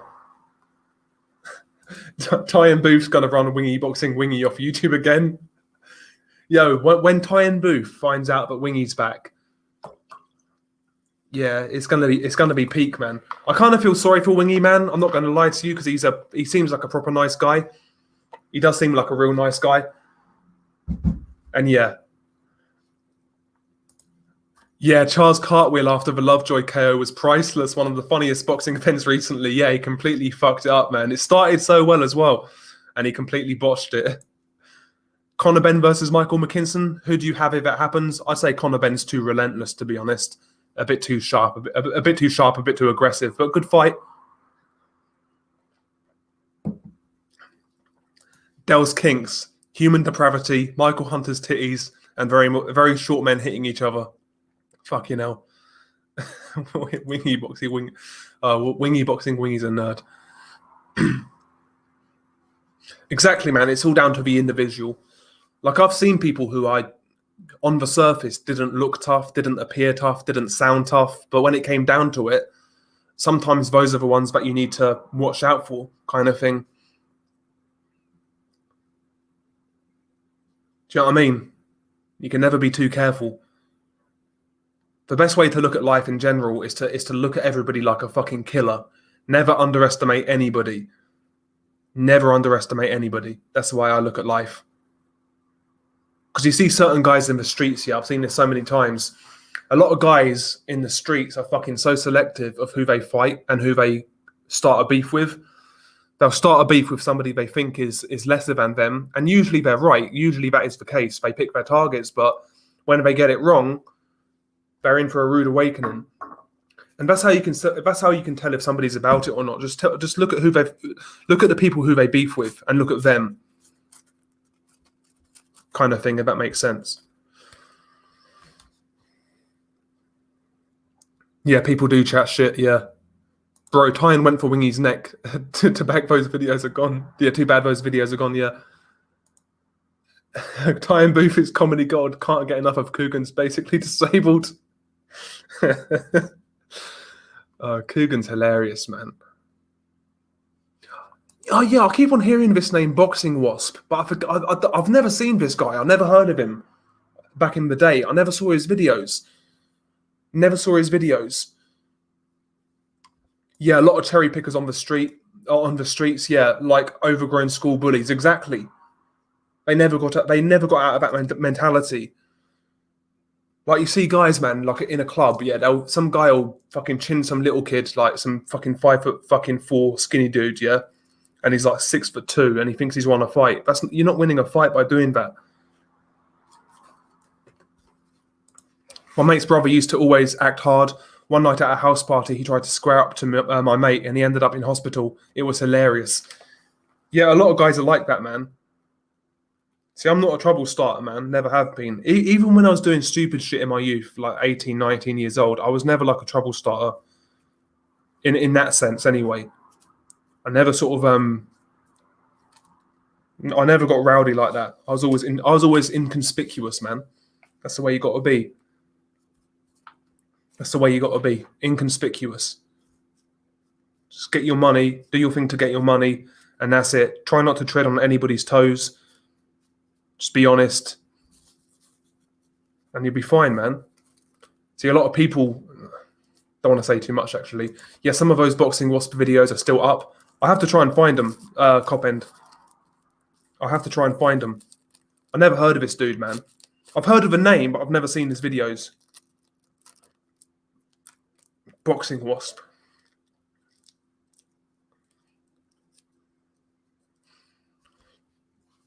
Winging acts a bit odd in his videos, but he always does that. Probably does it for views. Yeah, I think he just has that appeal kind of thing. That's his character. Where do you think Dennis McCann can go from here? British champion, in my opinion. Yeah, he'll definitely be a British champion. I'd like to see Dennis McCann fight Prince Patel. I've got no idea, Ian Ward. He's doing interviews with another channel, so it's not his channel. He's basically interviewing for somebody else. Who do you think would win between Ben and Yulusanov? It's a really good fight, Jiho Park. It's a really good fight. With Yulusanov, when he turned pro, I wasn't that impressed, to be honest. I didn't think he looked all that great, but his last couple of fights, he seems to have improved. So I'm not really sure right now, to tell you the truth, Jiho Park. Dale, which boxing YouTuber did you used to listen to that are now gone? Boxing Gossip was a good listen. Yeah, I used to listen to Boxing Gossip a lot. G-Man Boxing. I used to listen to Boxing Gossip a lot. That was one of my favourite channels back in the day, so that's definitely the main one. Years before that, there was an American guy called Joker Boxing. I think that was his name, Joker Boxing. And I always thought he had a good channel because he always come across really like just sound and genuine. That was a good channel. And at the time, I think his channel was quite big as well. Joker Boxing. Does anybody remember a guy called Joker Boxing?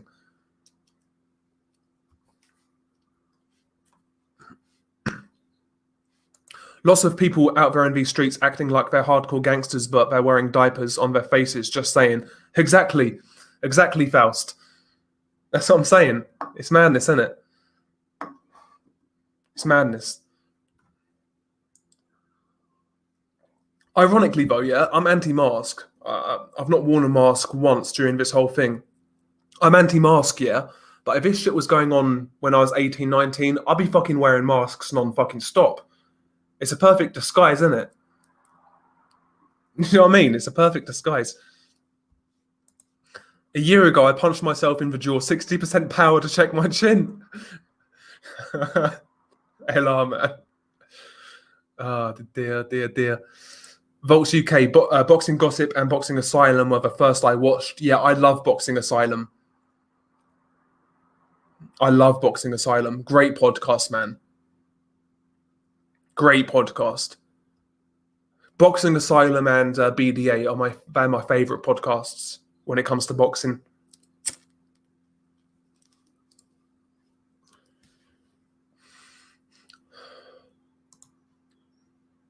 Yeah, Boxing Gossip. Yeah, he was a nice dude as well, Boxing Gossip. Always came across like a genuine dude. Yeah, Box Talk back in the day, yeah, when it was Ryan and Ada. Yeah, Ryan was definitely more like, he was more of a hardcore one, yeah. Banter Swag was always picked on. 5'7" guy got tired, started watching MMA, boxing, delved into jiu-jitsu. Life's good. Low place, yeah, low place.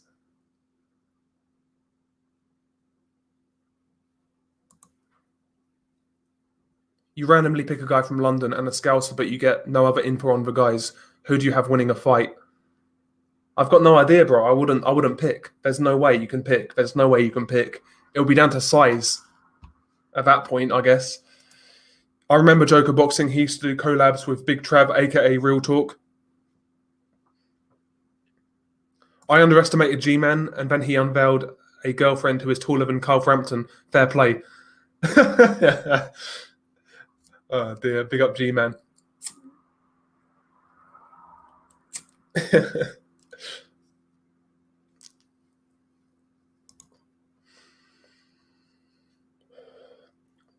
Dwyer was the first YTBC channel I ever listened to. Yeah, listen, man, Dwyer has some out there picks, yeah, but listen, you can't say Dwyer's not entertaining. Like, Dwyer's genuinely super entertaining. First boxing YouTuber I watched was Hatman Strikes Back. He was one of the first I watched as well. Boxing Lowdown's a good channel. Daryl and Laurie are both cool. Never heard of them, bro. I need to check them out. I'm such a badass, I take my mask off when I'm leaving the shop instead of after, yeah. 100%. Hackman was the first channel I ever listened to. He was definitely one of the first for me. I forget whether it was him who was first though, or maybe it was Joker Boxing. Someone like that. Dwyer's a fool. Oh dear. Khan McCloskey, Jesus, that's years ago. That's like 2009, wasn't it? Dwyer just looks for value, though. He always backs the underdogs. Yeah, exactly. Type in Killer Wasp 4 and Boxing Wasp 2 for the content that's still up. Dwyer Christopher Lovejoy versus Joseph Parker. Let's look at this like the underdog in this fight. Let me explain. Yeah. Christopher Lovejoy versus Joseph Parker. Let's look at this. I like the underdog in this fight. Let me explain. I can't do a Dwyer voice, man. Why are Felix Sturm and Sergio Martinez coming back? Because they're fucking broke, more than likely, Jared. Felix Sturm is probably more than likely broke because he was in prison for a while and he had a lot of legal problems. So I would imagine Felix Sturm is broke. As for Sergio Martinez, oh God knows. Okoli shouting out Dwyer is a highlight of the year for me. BK Warrior, I remember that guy, Booty Claps Warrior. Tone, man. I remember that guy. It makes you realise, though, Nathan, it makes you realise a lot of boxers listen to these fucking channels. Like, I know Spencer Fearon, he listens to mine occasionally, believe it or not.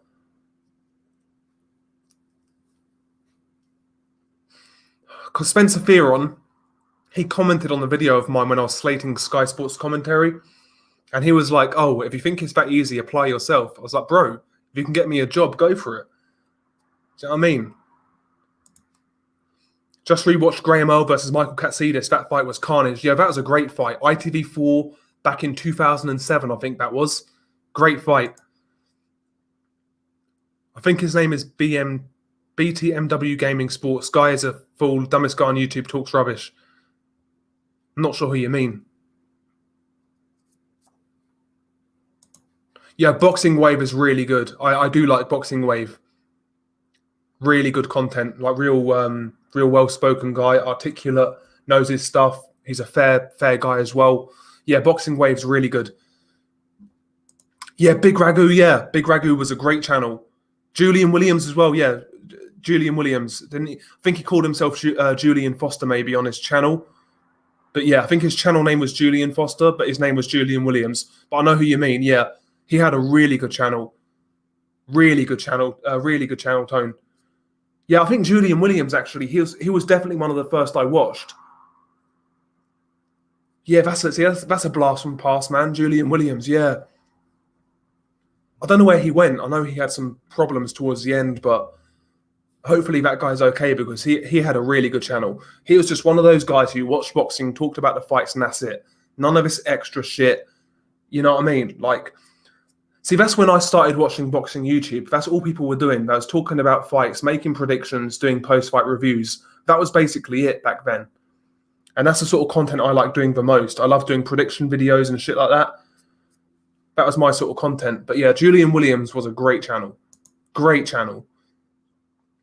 Oh, Ingram Jones. That's who it is. Okay. Yeah, Big Ragu was good, man. I think he's just a troll, Bump of K. I think he's a troll. The thing is, though, with Artman, yeah, I think he's trolling, yeah, to get notoriety, to sell his hoodies and shit, which is a good hustle. It's a good hustle. I can't blame the kid. But the problem is, what he's doing is illegal. It's copyright. So what he's doing, he's making hoodies on basically on like fighters, on photos that have already been taken. So basically, he's stealing a photographer's work and putting them on hoodies. If he gets caught, that's a big sentence in the States. That's quite serious. So he needs to be careful. That's all I'm saying.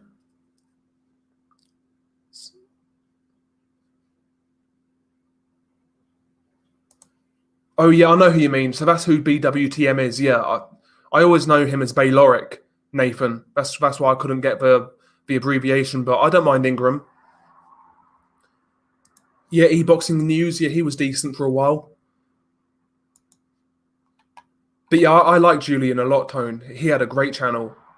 So you've ever sort of channels that I think we need more of, just honest boxing talk. None of this like extra shit. But he had a real good channel.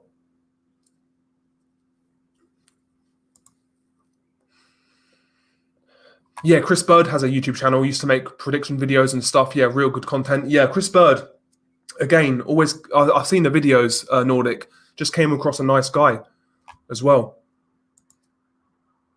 Yeah, I've seen Zone 6. I know who Zone 6 is. I think he's called Coach K now, I think. I wouldn't mind seeing Felix Sturm and Martinez fight, but two middleweight champions of the same era who never got it on, but not interested in a comeback. Yeah, that'd make sense. Whatever happened to boxing gossip? I've got an idea, but I think basically I've heard a few things, but yeah, basically kind of lost passion for it and whatnot, but I'm not really sure, to be honest. Boxing Bell, I remember that name, Tone. Was it that I like that fucking redhead white girl, Tone? Boxing Bell, was that the one? Yeah, I don't mind Ingram at all, Volks UK. I think Ingram's okay.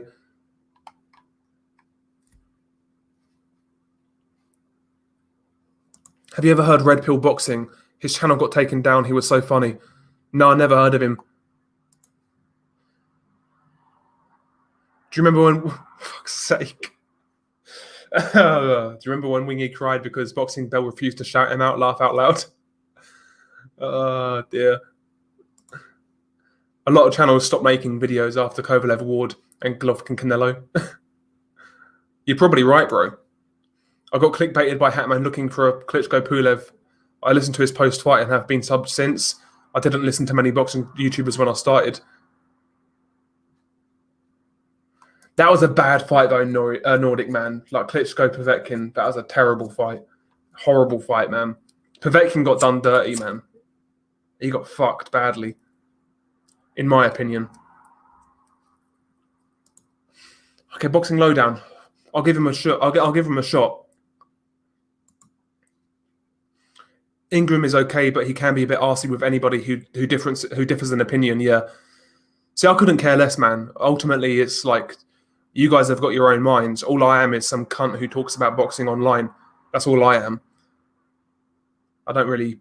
Anyone's free to have their opinion, as long as like people are not fucking like super extra with it, like fucking like real cunts. But you guys know me. I don't ban anybody apart from like when I have to ban somebody. From what I know, yeah. Chet Collins. From what I know, yeah. Yeah, Boxing Squared is a great channel, Nathan. Really, really good channel. And he's a real nice guy as well, Boxing Squared. Real nice guy. I've talked to him a couple of times. Real nice guy. He's very professional content, real good speaker. Very, very good videos, man. Very good videos. He's a real good channel. Real good channel.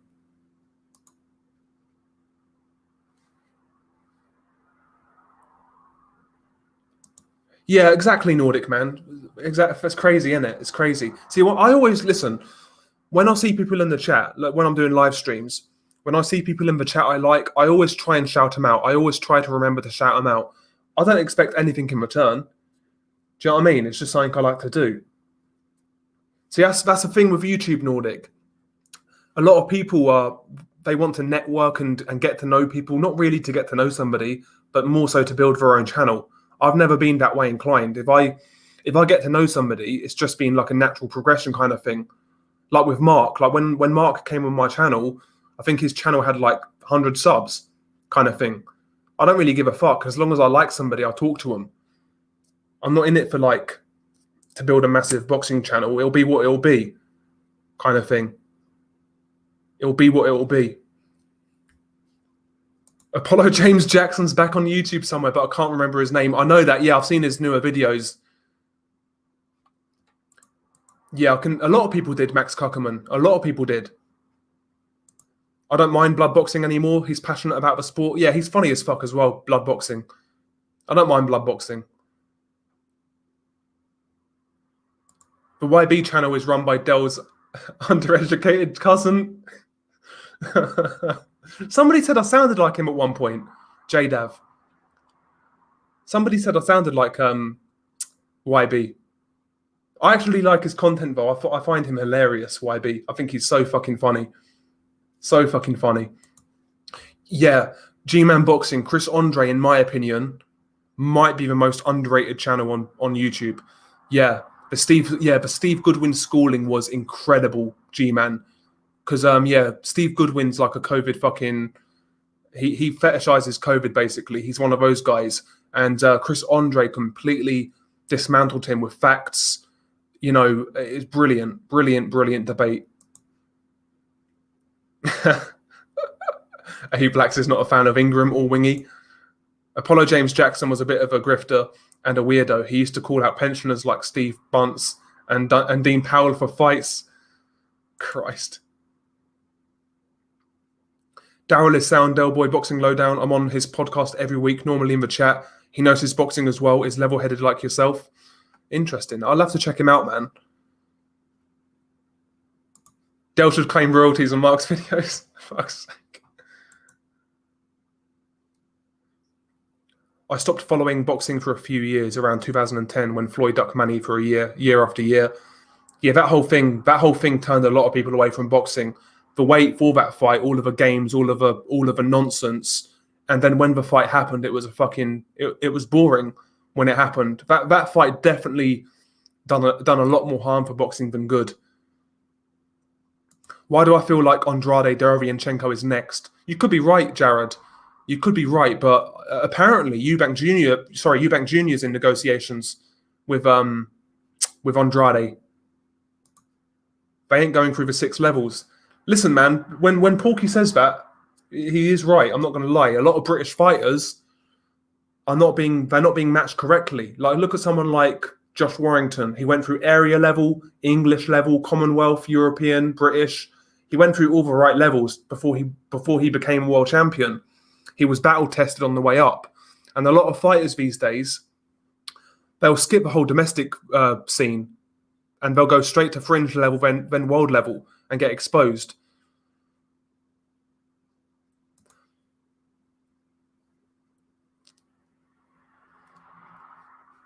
Exactly, Chet Collins. I agree. He ruined a good thing.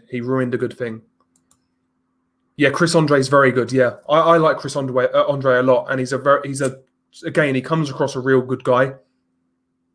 Comes across really well.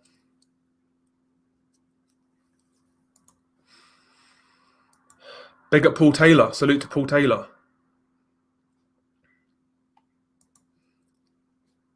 Did he shout me out or something, Ben? Paul. Fair enough if he did, man. Fair enough.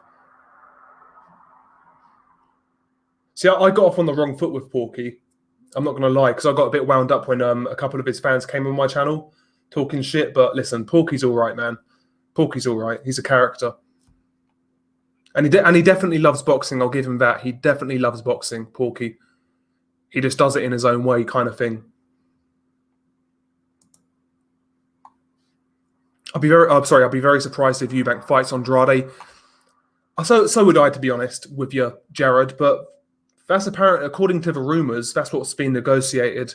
Whether it happens or not, we'll see. But it's a good fight. I'll watch it.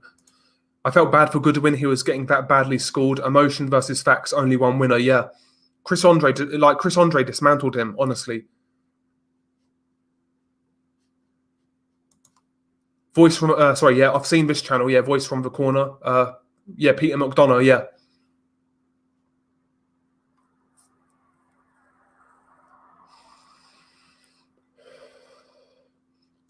Josh Warrington was a sad state of affairs. Yeah, I was shocked, bro.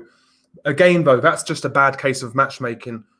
Real horrible fucking matchmaking. I mean, he vacated the IBF because Kid Galahad was too awkward, and he fights an unknown Mexican puncher.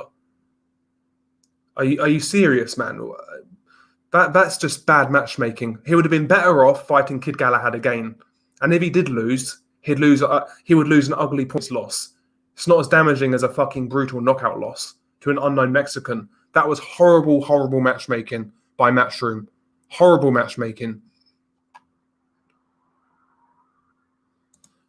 Del, how do you think Marcus Maidana in his prime would have fared against today's fighters in the same division? So we're talking 140, 147.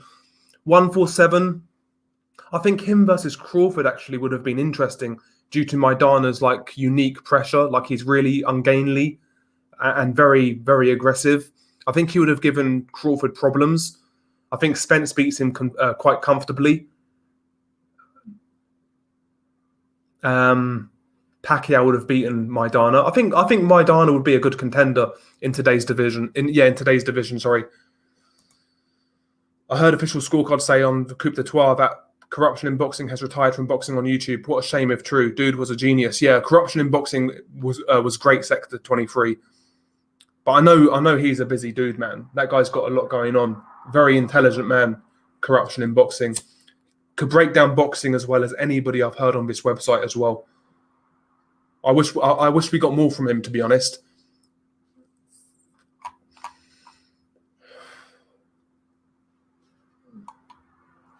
Yeah, I like Ultratech. A Blacks 03. I like Ultratech. Again, there's no channel on this website where I agree with everything they say, but there's a lot of good channels out there who cover different topics in boxing. But I like Ultratech. Ultratech puts his stuff together really well. He's an intelligent guy, and he's funny as well.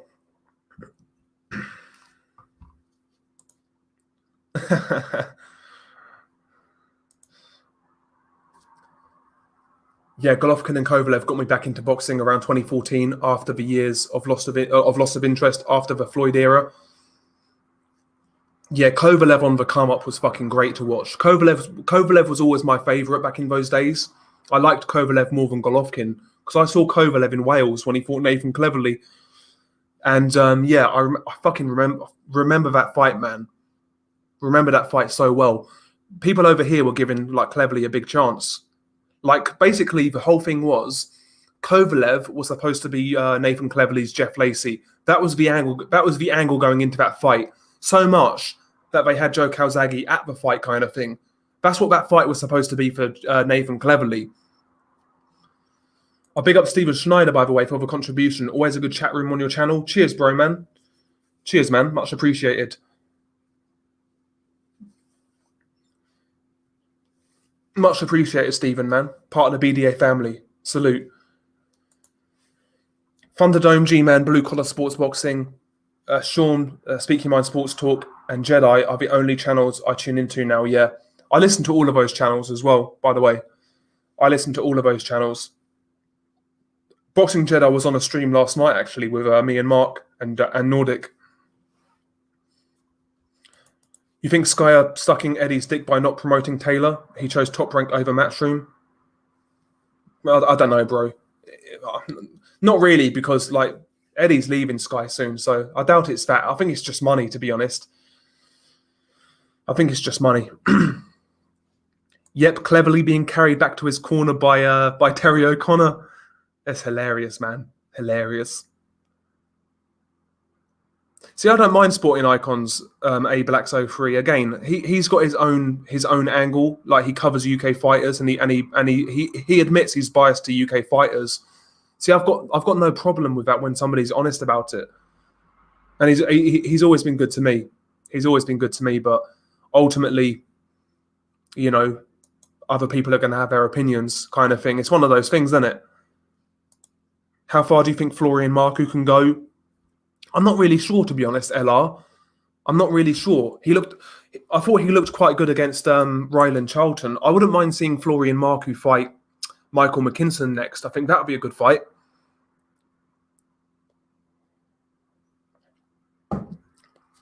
Pigeon's not a fan of Florian Marku.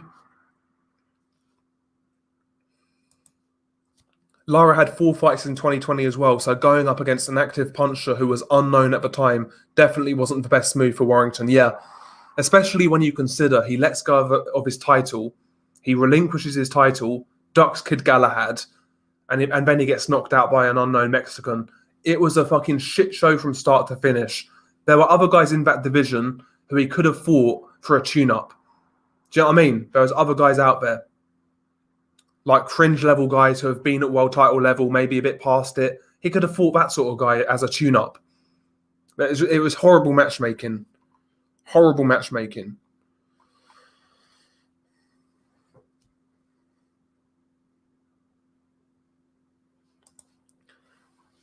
It's one of the last hidey holes for the washing. It's all about selling the hype now.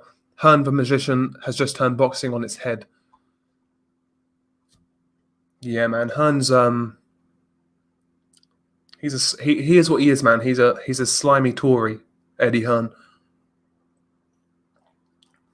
Listen, he's a good promoter, but he's good at promoting. There's no doubt about it. But in terms of a product on Sky in the last couple of years, to me, it's not been good enough.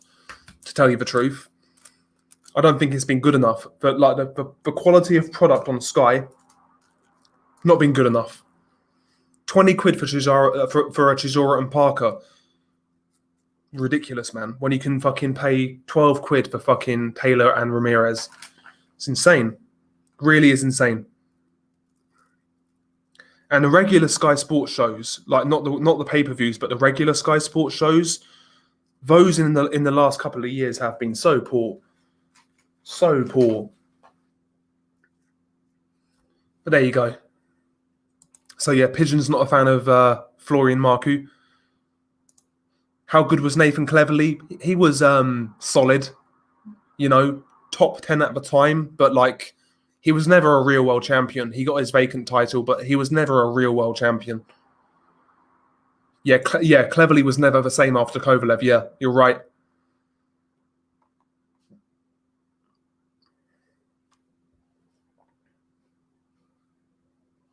Yeah, exactly. Yeah.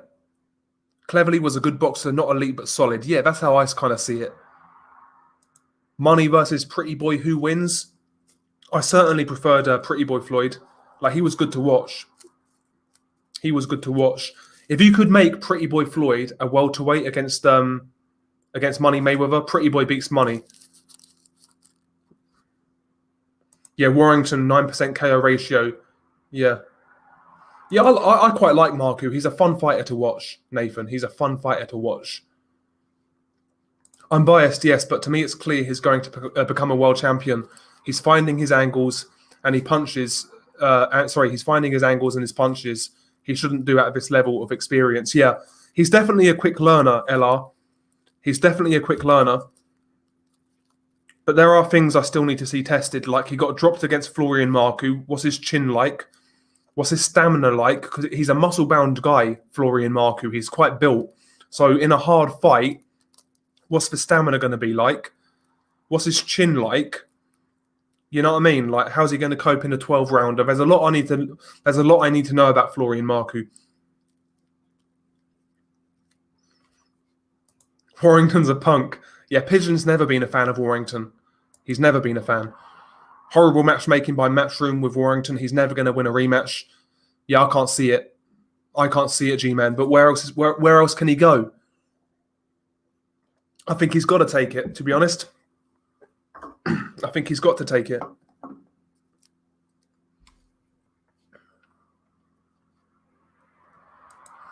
Yeah, so apparently they're going to do the rematch, Jared. That's what I've heard. They're going to do the rematch.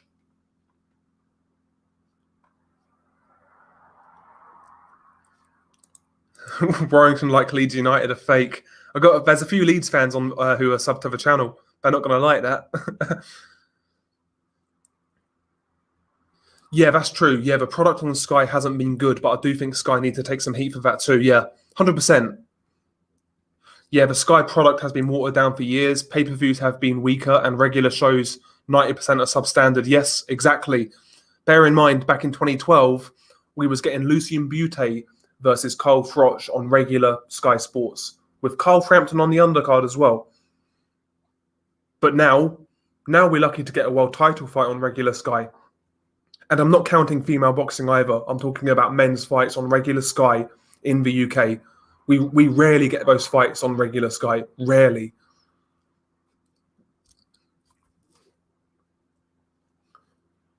Yeah, Cleverly was all right, Pigeon. He was a fun fighter to watch. Could you do a video ranking Sky pay-per-views and regular shows? I could do it on pay-per-views, but regular shows would be too much. But you could do like an all-time ranking of Sky pay-per-views. That'd be good. That'd be a good idea. Yeah, Clever Leaf and Farah. Yeah, that was a brilliant fight, Ben Haynes. That was a brilliant fight. Yeah, Badu Jackson, underrated guy in my opinion. Always starts slow in fights. Yeah, that's his problem. That's always been his problem. Badu Jack is like an old diesel car.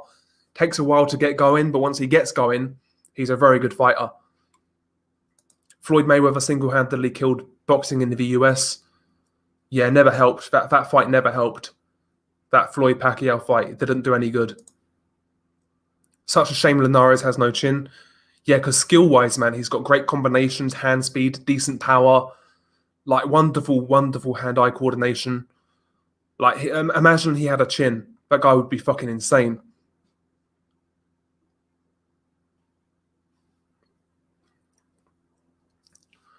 Yeah, Davis won a 5-fight contract with MTK, each fight guaranteeing him 100K, but that was like in October. I thought he would have fought since then. Yeah, that's what I'm thinking as well, the man who belches. Marku doesn't have any good stamina. That's what I'm thinking as well, Pigeon, because he looked tired at times in that fight with Ryland Charlton. There's a load of boxers desperate to cash out at the moment, so when the con men come out and offer, yeah, Wonga, yeah, they jump at the chance. Yeah, it's true. It's definitely true. Yeah, Fanfara cleverly was a war. Fanfara was a tidy boxer, but a bit suspect under pressure, yeah. My favourite Fanfara moment was when he knocked out Chavez Jr. I couldn't stand Chavez. Yeah, I remember women and casual fans watching Manny Floyd saying, "Why is Mayweather running?" Marku is tough, can fight, but I'll be deadly honest. No chin. His DNA proves it. Damn. Cleverly beat Bellew, Karpensi, and Krasniki going into the Kovalev fight. I can actually see why people picked him. I know, bro. I was one of the few. Yeah, I was watching Kovalev on NBC when he was fighting guys like Lionel Thompson and people like that, and he was smashing these guys. Man, I was convinced, absolutely convinced, Kovalev was winning that fight. Yeah, Warrington. McKinson's is good. Hit outbox Marku. Actually, Marku Congo makes sense. Yeah, Marku Congo is a good fight.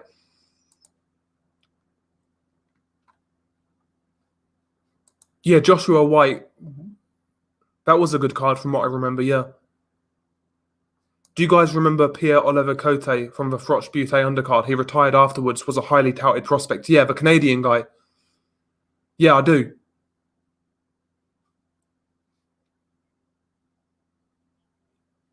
Froch Butte made Matchroom what they are now. Yeah, definitely a big part of it, Nordic. Because obviously that led into George Groves and then the George Groves rematch. Yeah. Very good fighter, Nathan. Real good technician, Jürgen Bremer. Real good technician.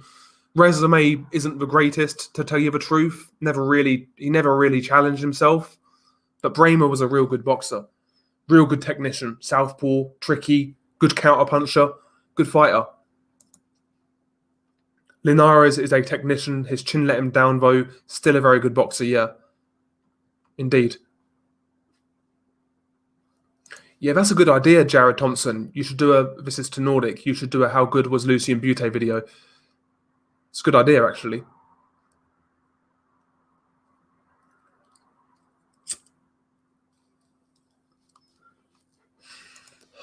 Yeah, maybe I'm reading too much into the knockdown against Ryland Charlton. Maybe that was just like a slip or like a off balance type of thing, but I don't know. I need to see more of Florian Marku.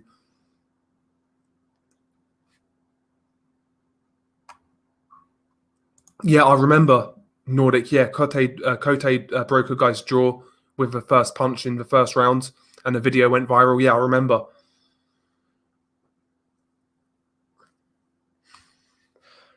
Big up to Tony Lyons. I like that, by the way. Fluke Theory.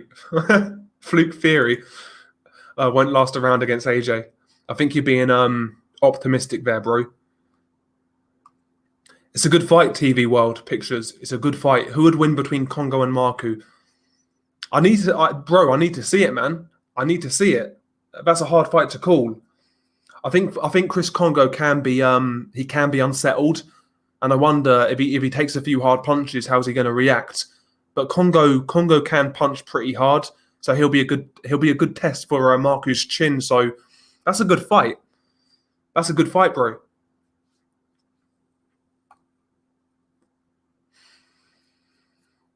Pigeon thinks Congo. Yeah, I like Denzel Bentley. He'll come back. He'll come back to domestic level. Yeah, Froch ruined Butte. I like watching him. Wish we got more of him at his best. And against guys like Andre Ward and Arthur Abraham, I'd say Jack Cullen, Nathan, but I'm not really convinced on that. I'd say Jack Cullen though. The best since Ali. He's way too much for the fraud Tyson Fury. Fair enough, Tony, man. If that's how you feel, that's how you feel. But at the end of the day, if AJ does win that fight, you can't give AJ any credit. If you're calling Tyson Fury a fraud, then if he wins, just don't give him credit. At least stay consistent.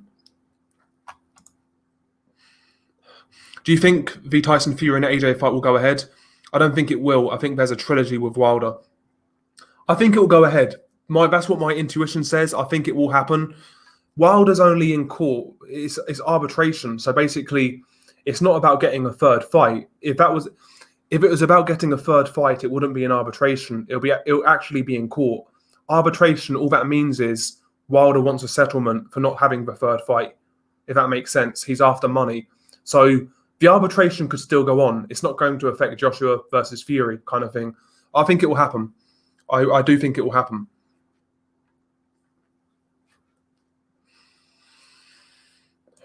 Yeah, he did definitely get lucky, Nathan, against Chelly. How hot is Saudi Arabia in August? Well, apparently, this is what I read, this is what I heard. So, nighttime in August, it's like around 23, 24, something like that. I forget the measurement. I forget the temperature gauge, whether it's Celsius or whatever, but it's 24 something. I don't know what it is. Good fight. Yeah, I'd like to see it. I would have picked Butte over both Ward and Abraham personally. Competitive fights, but I think he wins. Damn. See, I think Ward would have messed Butte around, to be honest. I think Ward would have messed him around. I think Abraham would have been losing rounds, but he could always catch up with Butte and knock him out. I'm not sure about that one.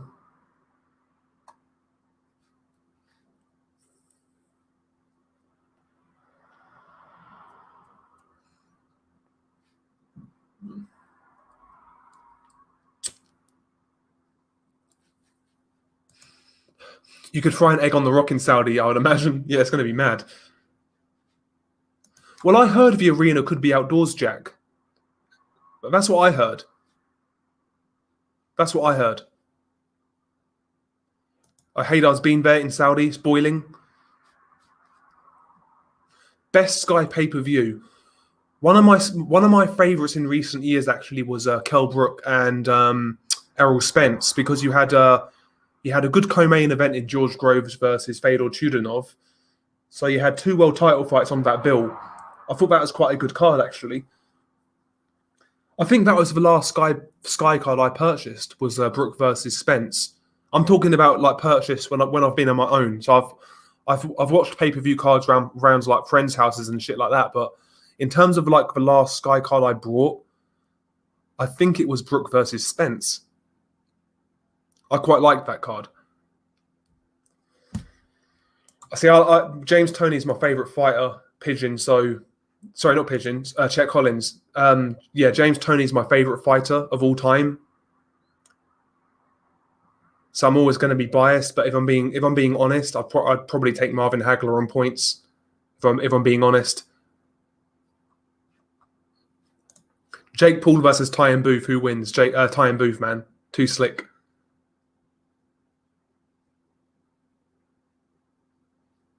Yeah, he did. Yeah, was Tony Bellew underrated in your opinion? I think he made the most out of his talent, though. But at the end of his career, I felt like he was getting overrated. Yeah, you're probably right, Nathan. I think he was at his best at cruiserweight. He was actually quite a good cruiserweight, to be honest. He beat Masternak, who's a good cruiserweight. He beat Makabu, who went on to be a good cruiserweight, went on to become a champion. So I can't stand Tony Bellew. I really can't, but he was a decent fighter at cruiser. He was a decent fighter. Only thing with Tony Bellew, he never won a belt that wasn't vacant. But he was a decent fighter. He was decent.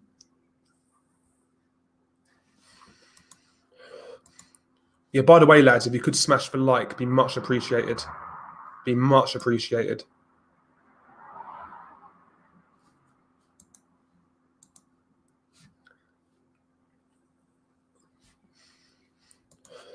The likes always help us out, man. That's all that YouTube really care about. Other likes and shit like that. The nerds down at Silicon Valley love it. They can't get enough of it.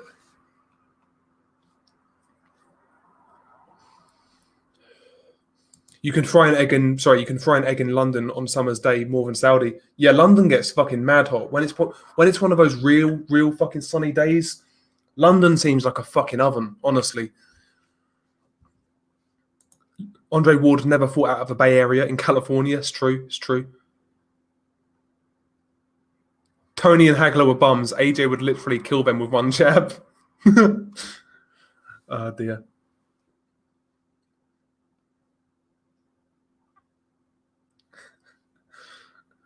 Yeah, arbitration. Trying to get some scraps for no third fight. Aram is skint. Wilder might not get anything. Yeah. And listen, man, when it comes to legalese, listen, Bob Aram's going to be hard to beat in a courtroom or in an arbitration case. He's going to be hard to beat. Yeah, Jamie Cox was really hyped at one point. He was really hyped. I made a fucking prediction video years ago for like Jamie Cox versus George Groves, and his trainer was talking shit on my channel, saying, "Oh, I'm going to show you blah blah blah when I see you, all this shit." Like he was mad that I picked George Groves to win and knock out Jamie Cox. Lo and behold, George Groves knocks out Jamie Cox. Bellew and Hay were the best cruiserweights ever, in my opinion. Alexander Usyk says hi. I like the angle you're playing, Tony, though. I liked earlier Bellew days when he used to kick off at the press conferences. Yeah, you fucking rats, to Nathan Cleverly. That's hilarious. Yeah, Stevenson fucking iced him. He iced him, bro. Yeah, the nerds at Silicon Valley don't like Nordic.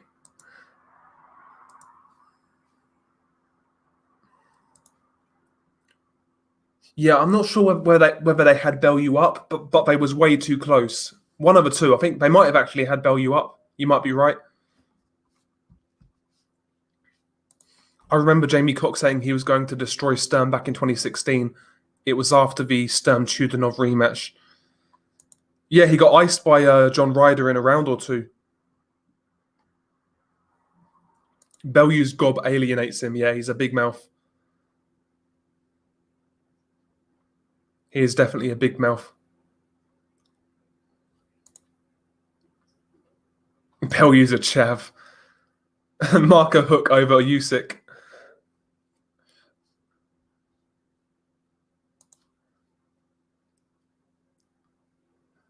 I only listen to sporting icons out of all those guys.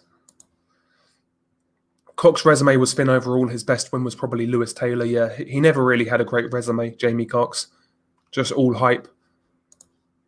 Sonny Edwards is such a bum. He gets KO'd by White with a push. Yeah. Oh, shit. Anyway, guys, I'm going to wrap this one up, guys. I'm going to wrap this one up. But, yeah, man, peace to you guys. Smash the like. I'll try and do another stream at the end of this week, maybe. But, yeah, I'm going to wrap this one up. Peace, guys.